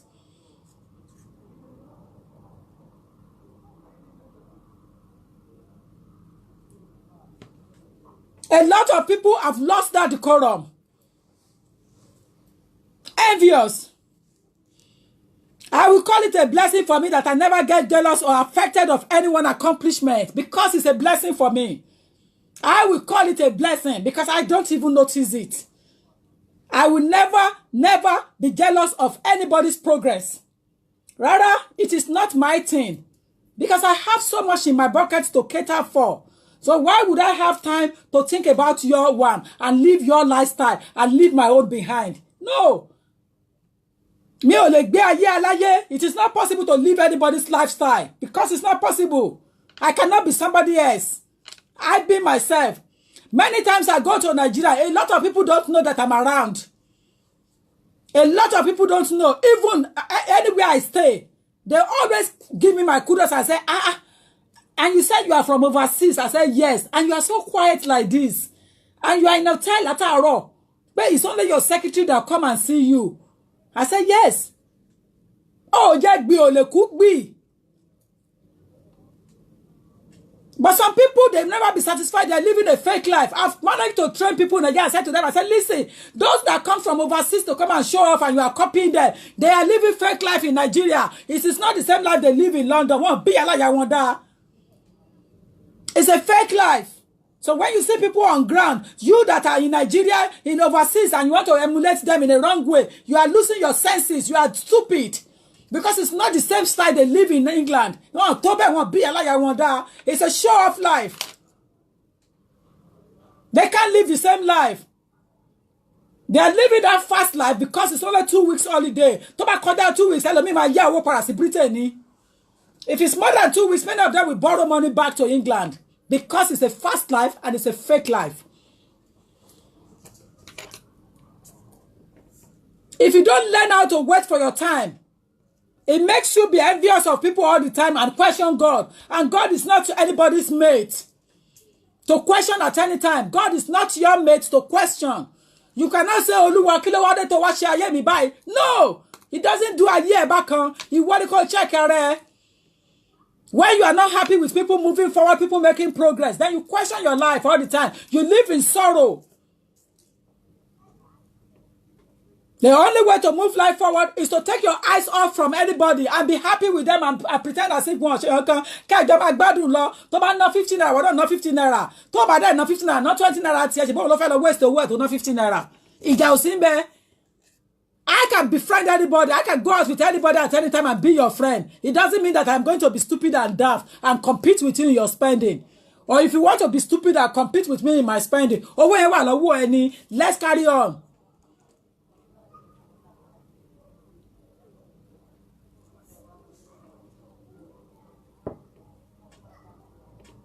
We have everything to cater our lives for. But at the end of the day, we get jealous.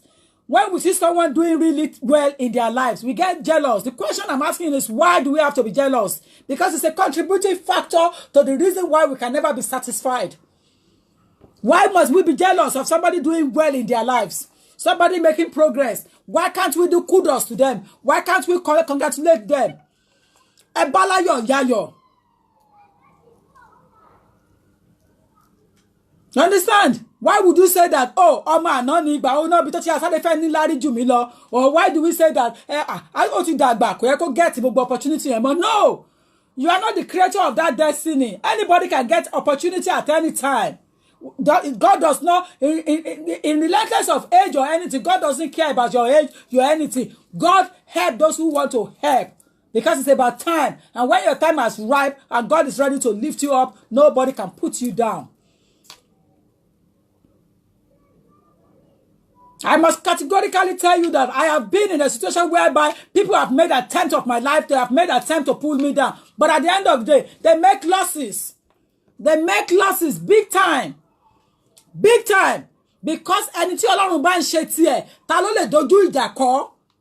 All you need in life is to be contented and have a good heart. My wish on many cases, if your heart is clean and plain, people will always be there for you. And if they are not there, your destiny never leaves you. Asán lórí asán lọmọ aráyé.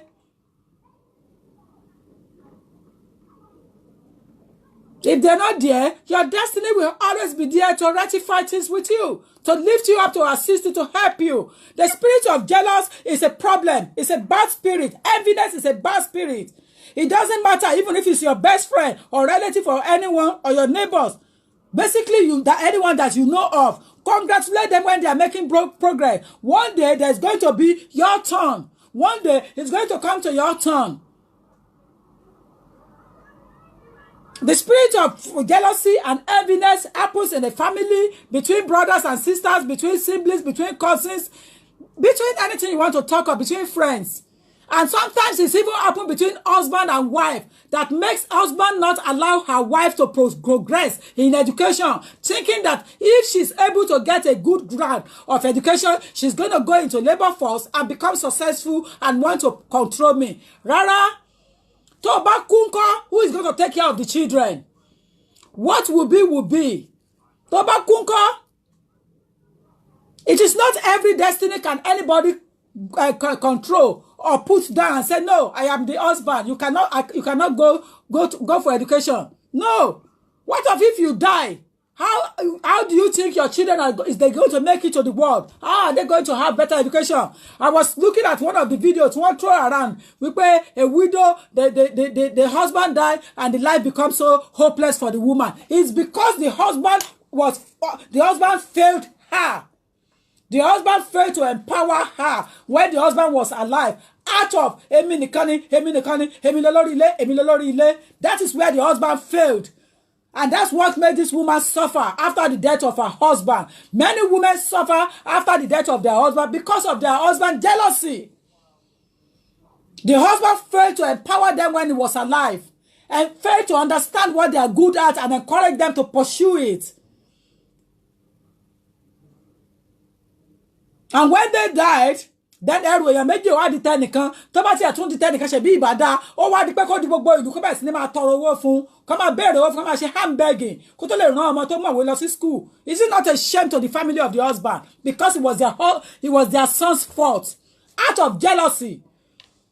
He failed to empower that woman, to give the woman an opportunity to excel in the labor market, to excel in the trading industry.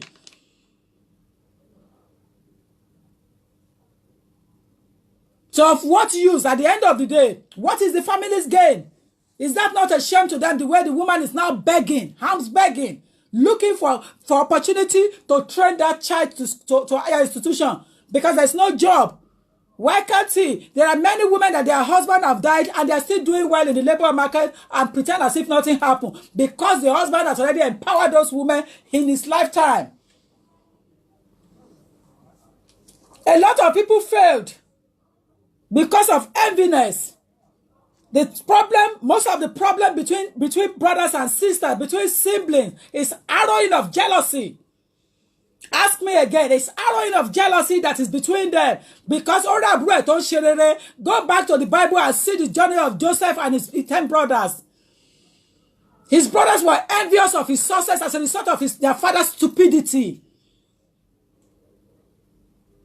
The brothers wouldn't have known about Joseph's success, about Joseph's destiny, had their father not stupid. It was their father's stupidity that made Joseph go through that harrowing journey. But at the end of the day, it was the will of God that came first in his life. After Joseph, there was no other opportunity like that in Egypt again for Israel. The Israelites could not get the same opportunity after Joseph. In fact, the king that came in after them did not even know of Joseph. He just took the law into his hand. What I'm trying to say at this point is that the spirit of enviness and jealousy is a bad spirit. It's a disease. To cure such a disease, you need a lot of understanding of God in your life. A lot of people have lost it and lost it completely because of jealousy. You will see two sisters not saying hello. You will see siblings, brothers and sisters not saying hello. Why? They are from the same mother, the same father. Why would they not say hello? They are saying, why? Bless. Why is it her? Why is it him? They forgot that God holds all the answers to the questions we are raising all the time. It is already ordained from the Joseph's mother's womb who Joseph will be and what he will become. All we need in life is the zealous to zeal it. If we don't know how to zeal our mouth, sometimes we get ourselves into trouble. Because of if you don't say things out, people don't know what is in your mind. Ọ̀rọ̀ téèyàn bá sọ síta ayé ò lè fi mú yàn. Ọ̀rọ̀ téèyàn bá sọ síta láyé fi mú yàn. Ọ̀rọ̀ tí bàbá Joseph sọ síta làwọn ẹ̀gbọ́n Joseph fi mú Joseph tí wọ́n fi ṣe lára ẹ̀. It's a serious problem. It's a disease. Jealousy and enviness. He almost took life to kill Joseph. They almost took his life. Had it not been for Reuben, it was Reuben that says, no, don't let us kill him. And that is what we call spirit of jealousy and enviness, which is so common among friends, among siblings, among anything you want to talk of in this world today, even at workplace.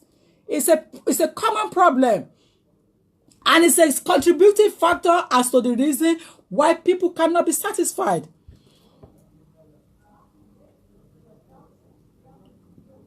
When you invited your mother for a dinner and your brother came with your mother to the dinner, your brother discovered how big you are. Of course, you are going to have your enemy from there on. Because Oniranya doesn't have better life. He doesn't do anything when he was younger. And when things now get out of hand, he now creates that kind of jealousy between you and him. Not knowing that you have worked tirelessly to get to where you are. It is a serious problem, my brothers and sisters, that we need to be careful with. So therefore, to be able to move forward in life, we too need to learn how to keep our mouth shut. To be able to have satisfaction in life, we need to take our eyes off from so many things. Because if we don't learn how to take our eyes off so many things, we will get stuck. A lot of people move from earth to skelter, from left to right, right to left, just because they failed themselves to have satisfaction in life. They fail to have satisfaction. In every journey of life in homes, there's always one person that God will put there as a savior. And when God says, I bless you, he will say it in the Bible again that I bless you to bless others. He doesn't say that I bless you to keep it to yourself. He says, I bless you to bless others. So it's a common norm to stretch our pocket when we have and give to others. It's a common norm. What we must learn to do is to take our eyes off from the spirit of jealousy. Because when it comes to your turn, people will say to you as well, pé ìwọ náà owó tó náà ti pọ̀ jù. But who cares about owó tẹ́ ẹ ná? Because a lot of people can never take their eyes off from things. That's why they get stuck. They get themselves into trouble. I know people love freebies. That's their problem. But in between you looking for freebies, you need to go into labor market and stop telling your friends that go and remove the conditions on your card. That you too can claim the money. The money is not for you and I that are able and capable. The money is for those who are unable.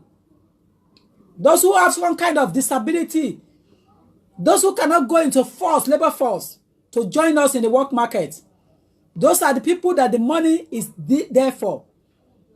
Not you and I that are able and capable at this stage. The time we are coming to collect that money is our pension. When we are tired and we can no longer run up and down to work everywhere, then we will go back and say, listen, young man, whoever is being prime minister, and say, listen, I have paid my time. I have paid my taxes, my N9. Can I start having my N9 back? Even though we may have our private pensions, we still have to clock back on what we have put in the kitty at that time. But not now. Not now. Not now. Not now, ladies and gentlemen. Not now. Everything is about time in life. The reason why we cannot have satisfaction in what we have is the factors that contribute to it. Jealousy factor. Jealousy factor is a serious problem. It's a serious problem, and that's the reason why the two brothers one killed the other one. You can see it in Jacob and Esau. Jealousy factor. Cain and Abel. At least Cain killed Abel because of jealousy. Jacob took blessings of Saul because of Esau, because of jealousy. Jonathan in between almost lost his David almost lost his life because of jealousy from Saul, if not for the sake of Jonathan. If we look at our Bible carefully, you will see that this topic is all dated back from the scriptures. The spirit of enviness and jealousy. People can never be satisfied with what they have because it has already come from the scriptures. So it's been there. Jacob and Esau, Cain and Abel, David and Saul, and many, many others like that. How do you expect them? How do you expect us? Exactly. You understand? If we remain satisfied, another thing then I want to take your mind back to. Yeah, it's a good lecture. Hello, my dear. Yeah, it's a good lecture. I want to lie, I know that what you do, what you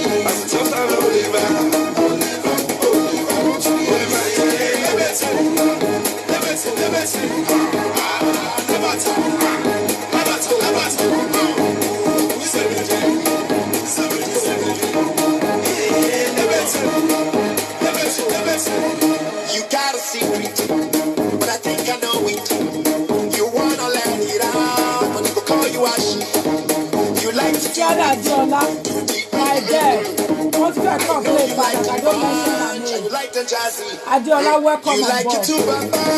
I special greetings to you. And I know you love your song, but you know the singing song. But you know, I do not blame you though.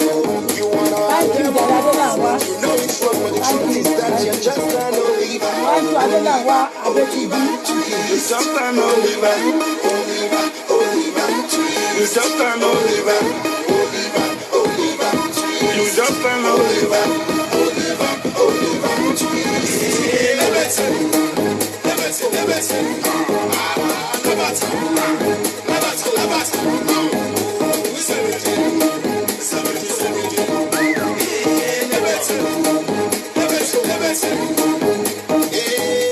Why you come there shake it bum bum? When you know say you know get it bum bum. Hey, oh yeah shake it bum bum. 'Cause for this bed do you must need the bum bum. Shake it bum bum. You must need the bum bum. Shake it bum bum. You must need the bum bum. Hold it down. You must need the bum bum. Hold it down. You must need the bum bum. Hold it down.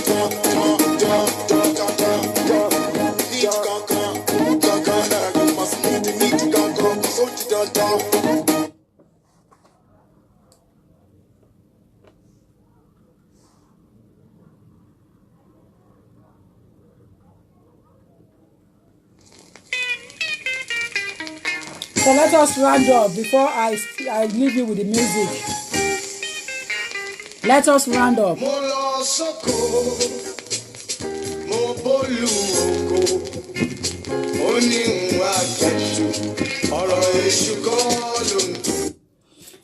Now, if we remain satisfied with whatever we have, we will not be motivated to do good things in life. So the positive side of it is that if we remain satisfied with whatever, whenever, of anything that we may have in life, we will not be motivated. That spirit of motivation will not be there to do anything in life.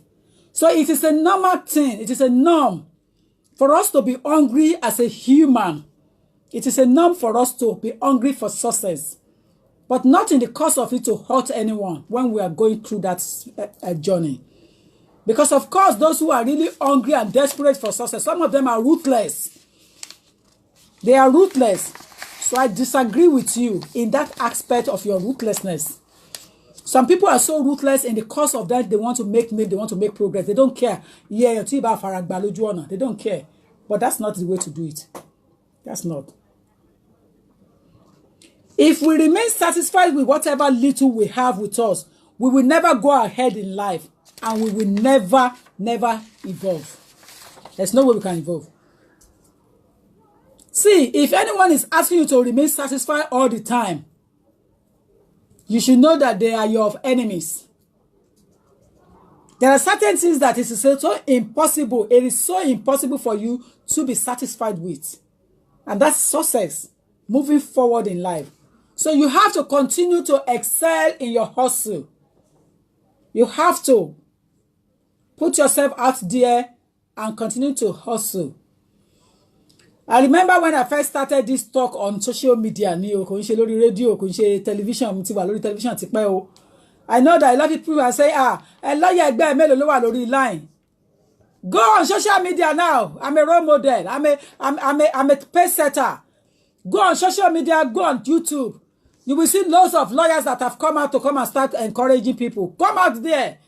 I'm a pace setter. When I first started, there are not many people out there. Only few of us were out there, and they are Caucasians.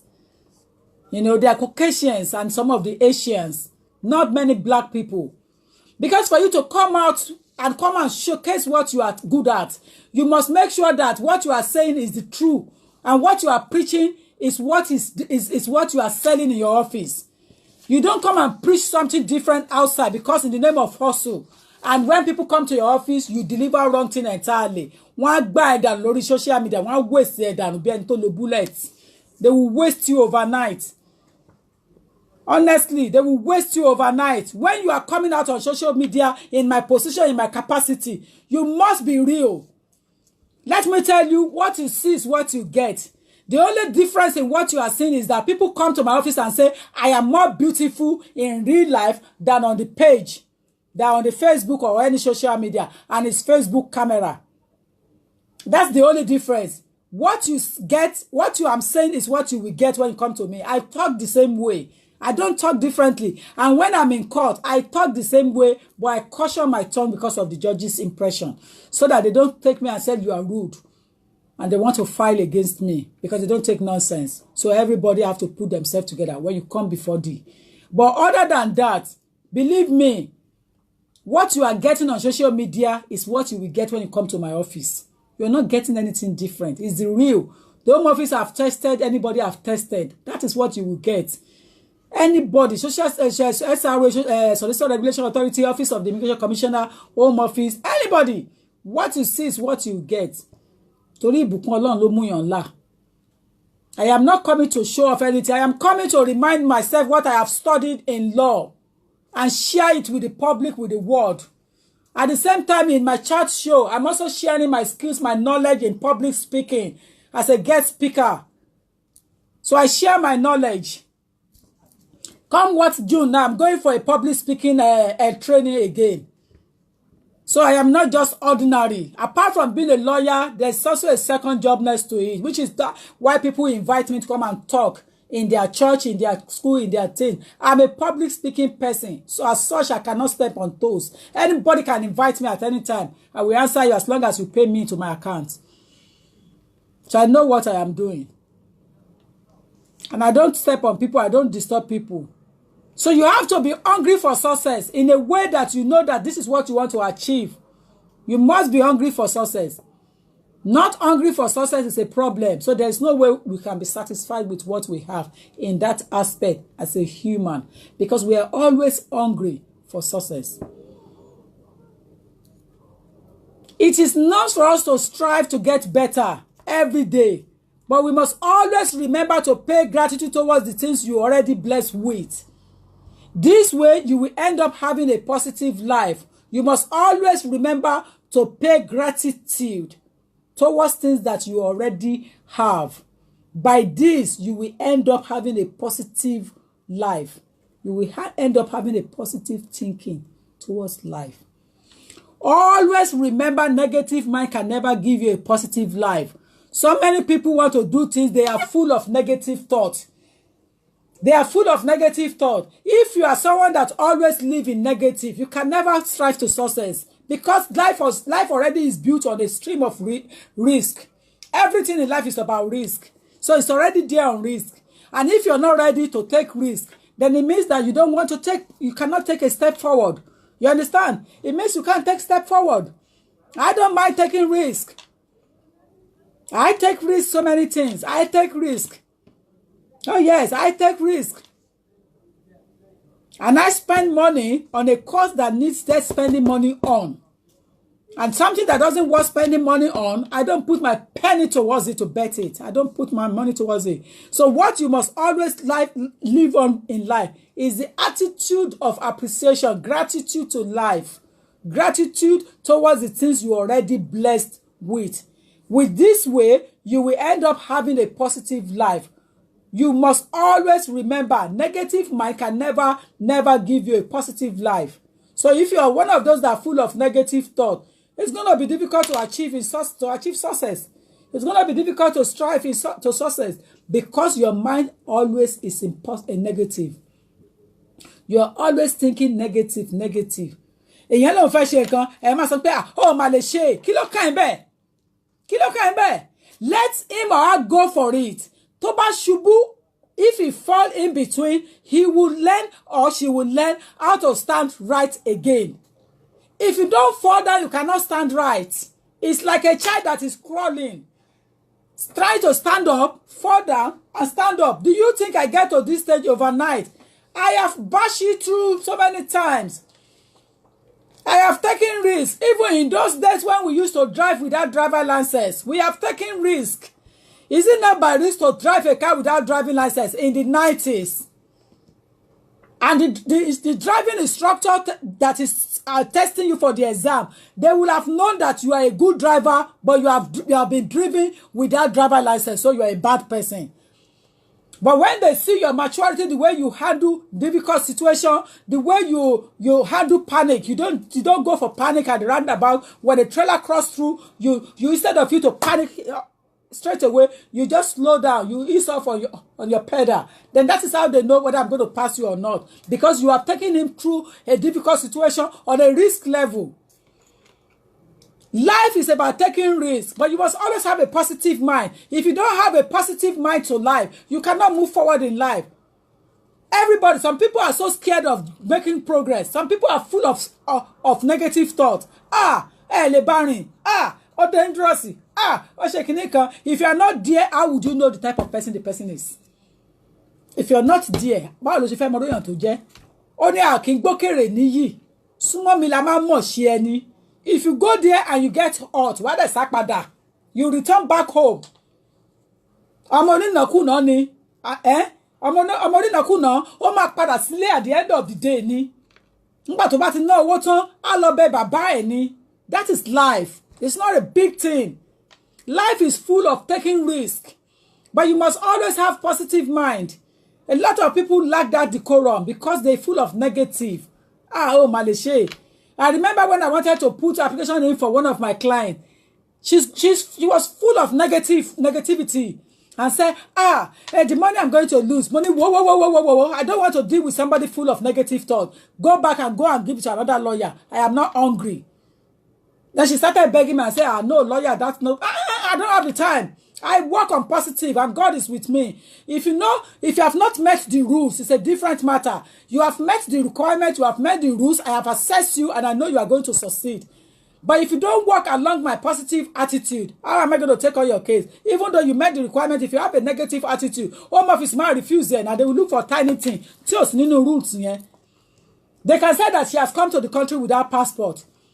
They can say that, she has done this in the past. Even though she met the rules, they will refuse her and say, go on appeal. It's because herself, she's full of negativity. And I don't deal with people that are full of negativity that doesn't have positive attempt. Life is about taking it forward. At all costs, taking it forward.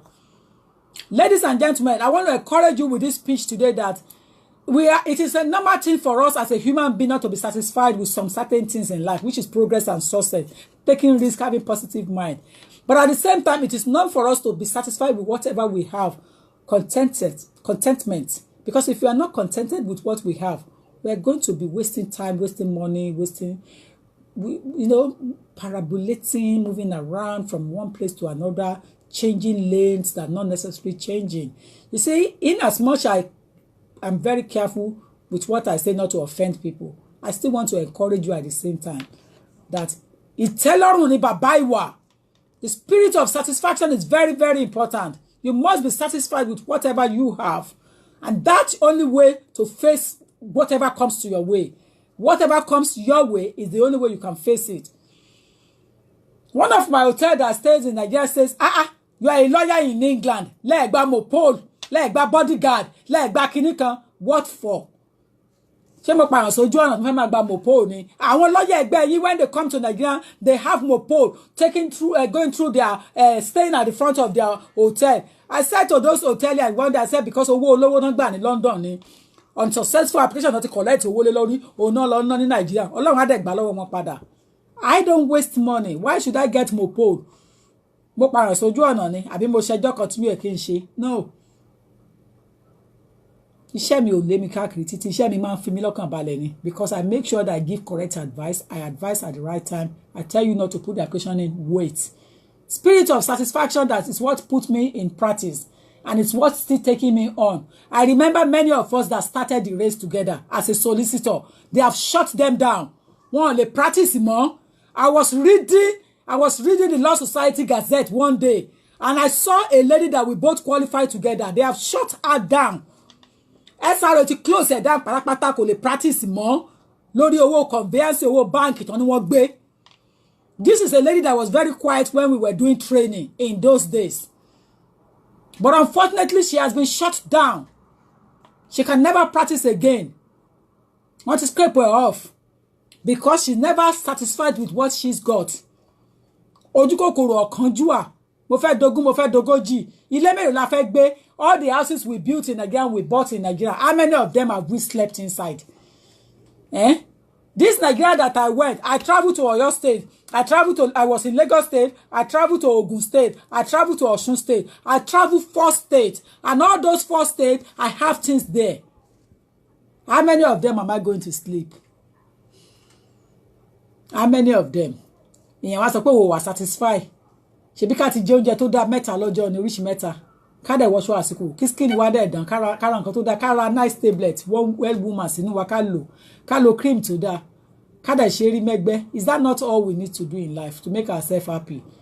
If you are not satisfied with what you have, you continue to blame yourself and God will be angry with you at the same time.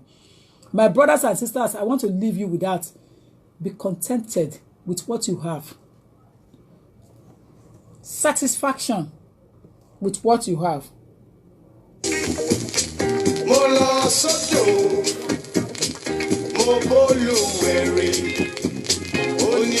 Not get self-satisfaction in everything.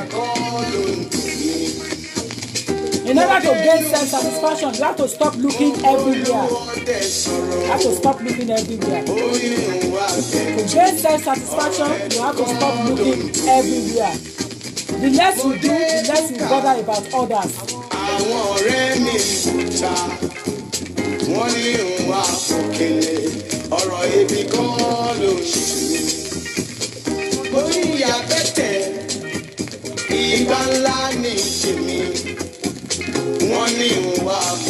Thank you, Diola. Adiola, my girl. Mo wá délé, mo bá Rónkẹ́ mi sọ̀rọ̀ o. Ó ní ìwà wúrà, ọ̀rọ̀ ara kan ló ń ṣe mí. Olùfẹ́ ní gàgà, kí ló dé tó dorí kòtò? Contentment, that's the word. Thank you. You have to be contented. And if you don't have that contentment, there's a big problem. Satisfaction, gratitude. Satisfaction, gratitude, contentment. If you don't have it, then it's a big problem.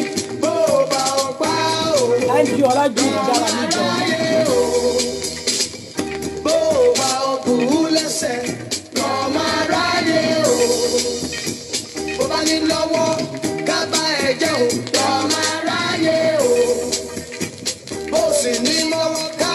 sọ̀rọ̀ ṣọ̀mọ́ ráyè o.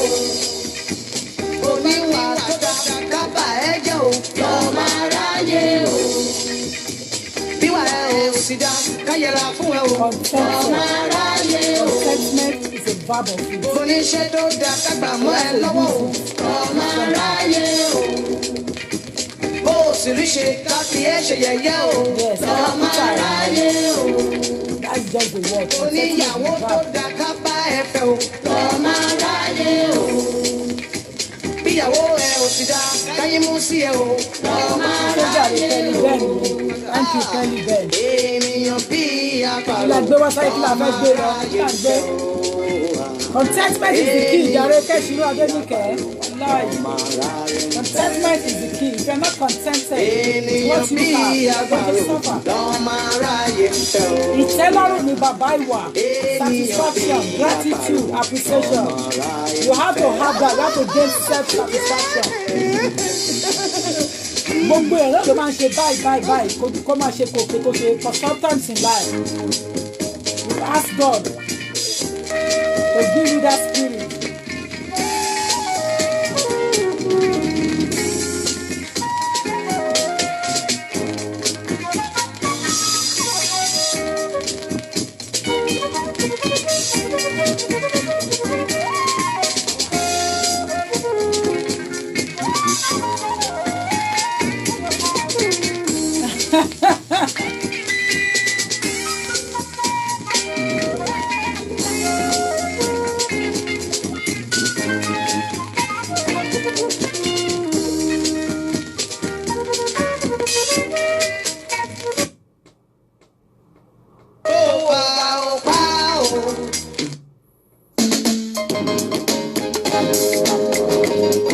I have to go now, ladies and gentlemen.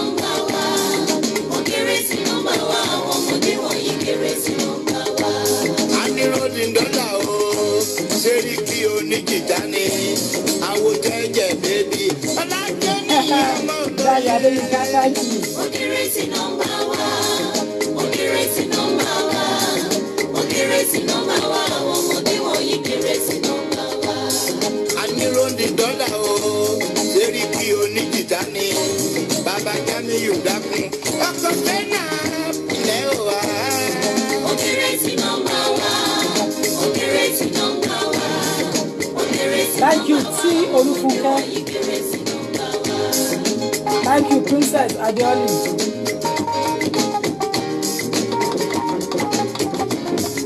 I had a great time as well. Thank you. Esther Motunrayo Akinfolarin. Thank you.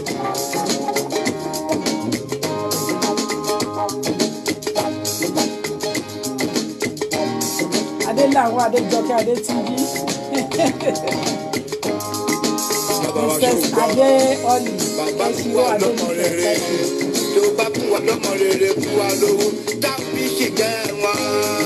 Ọ̀làwà ṣọ̀gbọ́, bàbá fún wa lọ́mọ rere. Tó bá fún wa lọ́mọ rere fún wa lówó tàbí ṣìkẹ́ wọn. Bàbá wa oyè, bàbá rolú ọ̀run o. Olùṣọ́ ọ̀dọ̀, thank you. Bàbá wa dá wa lóhùn bàbá rere. Bàbá wa ṣọ̀gbọ́, Patience Gabriel, bàbá fún wa lọ́mọ thank rere. you. Christiana Abiola, thank you. Thank you, Keshiro Adenike.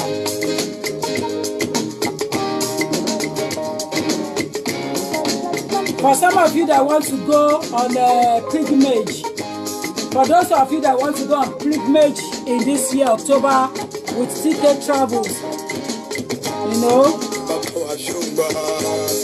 for some of you that want to go on pilgrimage this year in October, TK Travels, she's receiving a deposit now. TK Travels. Where is Mama's number here, Jerry? TKO. Mama TKO. Mama Miguel.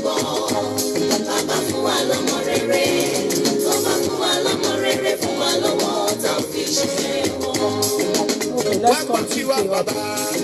Àwọn ọmọ rẹ̀ kégbè ẹ́ o, bàbá olúwọ̀run o, bàbá wa gbọ́ kí wa o, bàbá. Bàbá ṣùgbọ́n, bàbá fún wa lọ́mọ rere.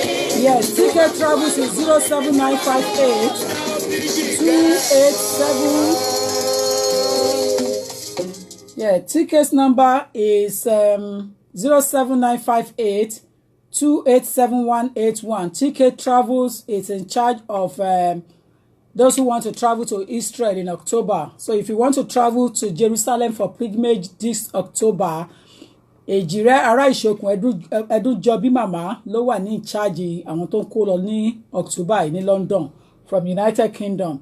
Ejire Edujobi Mama ló wà ní in charge. I think our number is Contact TK Travel.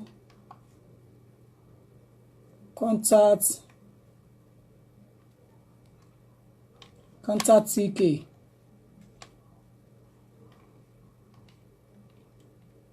TK Travels. I know she traveled, but she's back now on British soil. TK Travels for Jerusalem pilgrimage. Jerusalem, ìlú ayọ̀ ti ọ̀run o. Jerusalem will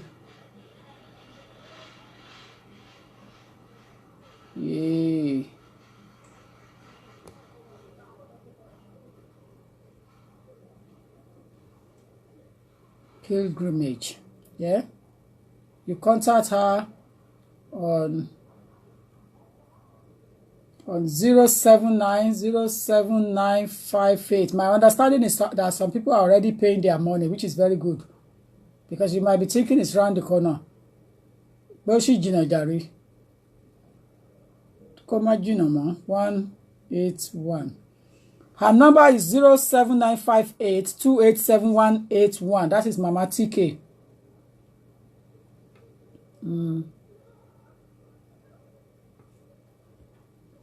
So that is Mama TK. Contact details. Contact TK Travels for Jerusalem pilgrimage on 07958287181. Ẹ pè wọ́n directly. Kẹ́ ẹ sanwó fún wọn. Èmi Tokunbo, I don't get involved in anything tí ó bá kí n ṣòwò ti tèmi. Torí mi ò fẹ́ anything tó máa bà mí ní name jẹ́. So contact her directly. Mama TK is on 07958287181. To those who want to travel to Jerusalem in October with her. Don't forget that I have brought her to my platform last time, and she has explained what she does and how she do it to the public at large. She's a UK citizen, so kò síbi tán sá lọ. Wọ́n ní rúndì. Ti yé yín, àwọn tó bá ti ní okùn dì ni máa ń like láti bá wọn dòwò pọ̀. So you will say ẹlẹ́yà Tokunbo ló polówó ẹ̀, mo polówó ẹ̀ náà ni kò dẹ̀ sí nǹkan tó máa ṣẹlẹ̀, mo gbé nìyẹn. You understand? Mo polówó ẹ̀ nìyẹn. Thank you Ọlá Univ. Thank you èèyàn mi látàyé alálùmọ́lẹ̀ ayé tipẹ́tipẹ́. Bless you. So that is it. Contact TK Travels for Israel. Those who want to go to Jerusalem. She praises her Lord all the time because God has been so fearfully and wonderfully done things in her life, and she's fearfully and wonderfully made. That is her number one. So ẹ pè wọ́n, ẹ join wọn lórí WhatsApp, kẹ́ bá wọn sọ̀rọ̀ pé from Lọ́yà Tokunbo Ọlágbáyé platform. So that is her number. God bless you all. I've got to go now. I appreciate all of you for coming on my platform to listen to me, including those silent watchers, silent listeners, silent clappers. I appreciate you. I thank you. And to those who will come after work and take the video and listen to it, I appreciate all of you. So ti yé yín, ní dánìkan ṣayé. So ti yé yín, ní dánìkan ṣe ayé. Authentic and confirm. Thank you. Bámidélé Dáramọ́lá sọ pé authentic and confirm. Thank you. So ti yé yín bẹ́ẹ̀, ní dánìkan ṣayé to all of you that come on my line to support me as a viewer during the really time. Àwọn kan ò wá torí kiri yẹn gangan topic yẹn gangan wọ́n tún wá nǹkan mi tán tó fẹ́ kí n sọ, so wọ́n á lọ jí gbé later on, but I appreciate you have blew my buttock on sitting, so but I have to go now. Adelawa Adejoke Adetunji, thank you, I appreciate you. Bamidele Daramola, thank you. Adeyemi Akintola Taiwo Morolayo, thank you. Christiana Adele Ola, thank you. Adeyemi Akintola Taiwo, thank you to everybody. Ola Univ, thank you to all of you. Ti Olufunke, thanks so much. Bamidele, everybody. Alex Adelu Ola, thank you. Ola Univ, thank you. Gbogbo yín mo dúpẹ́ lọ́wọ́ yín, ẹ ò ní dánìkan ṣayé, ó dàbọ̀.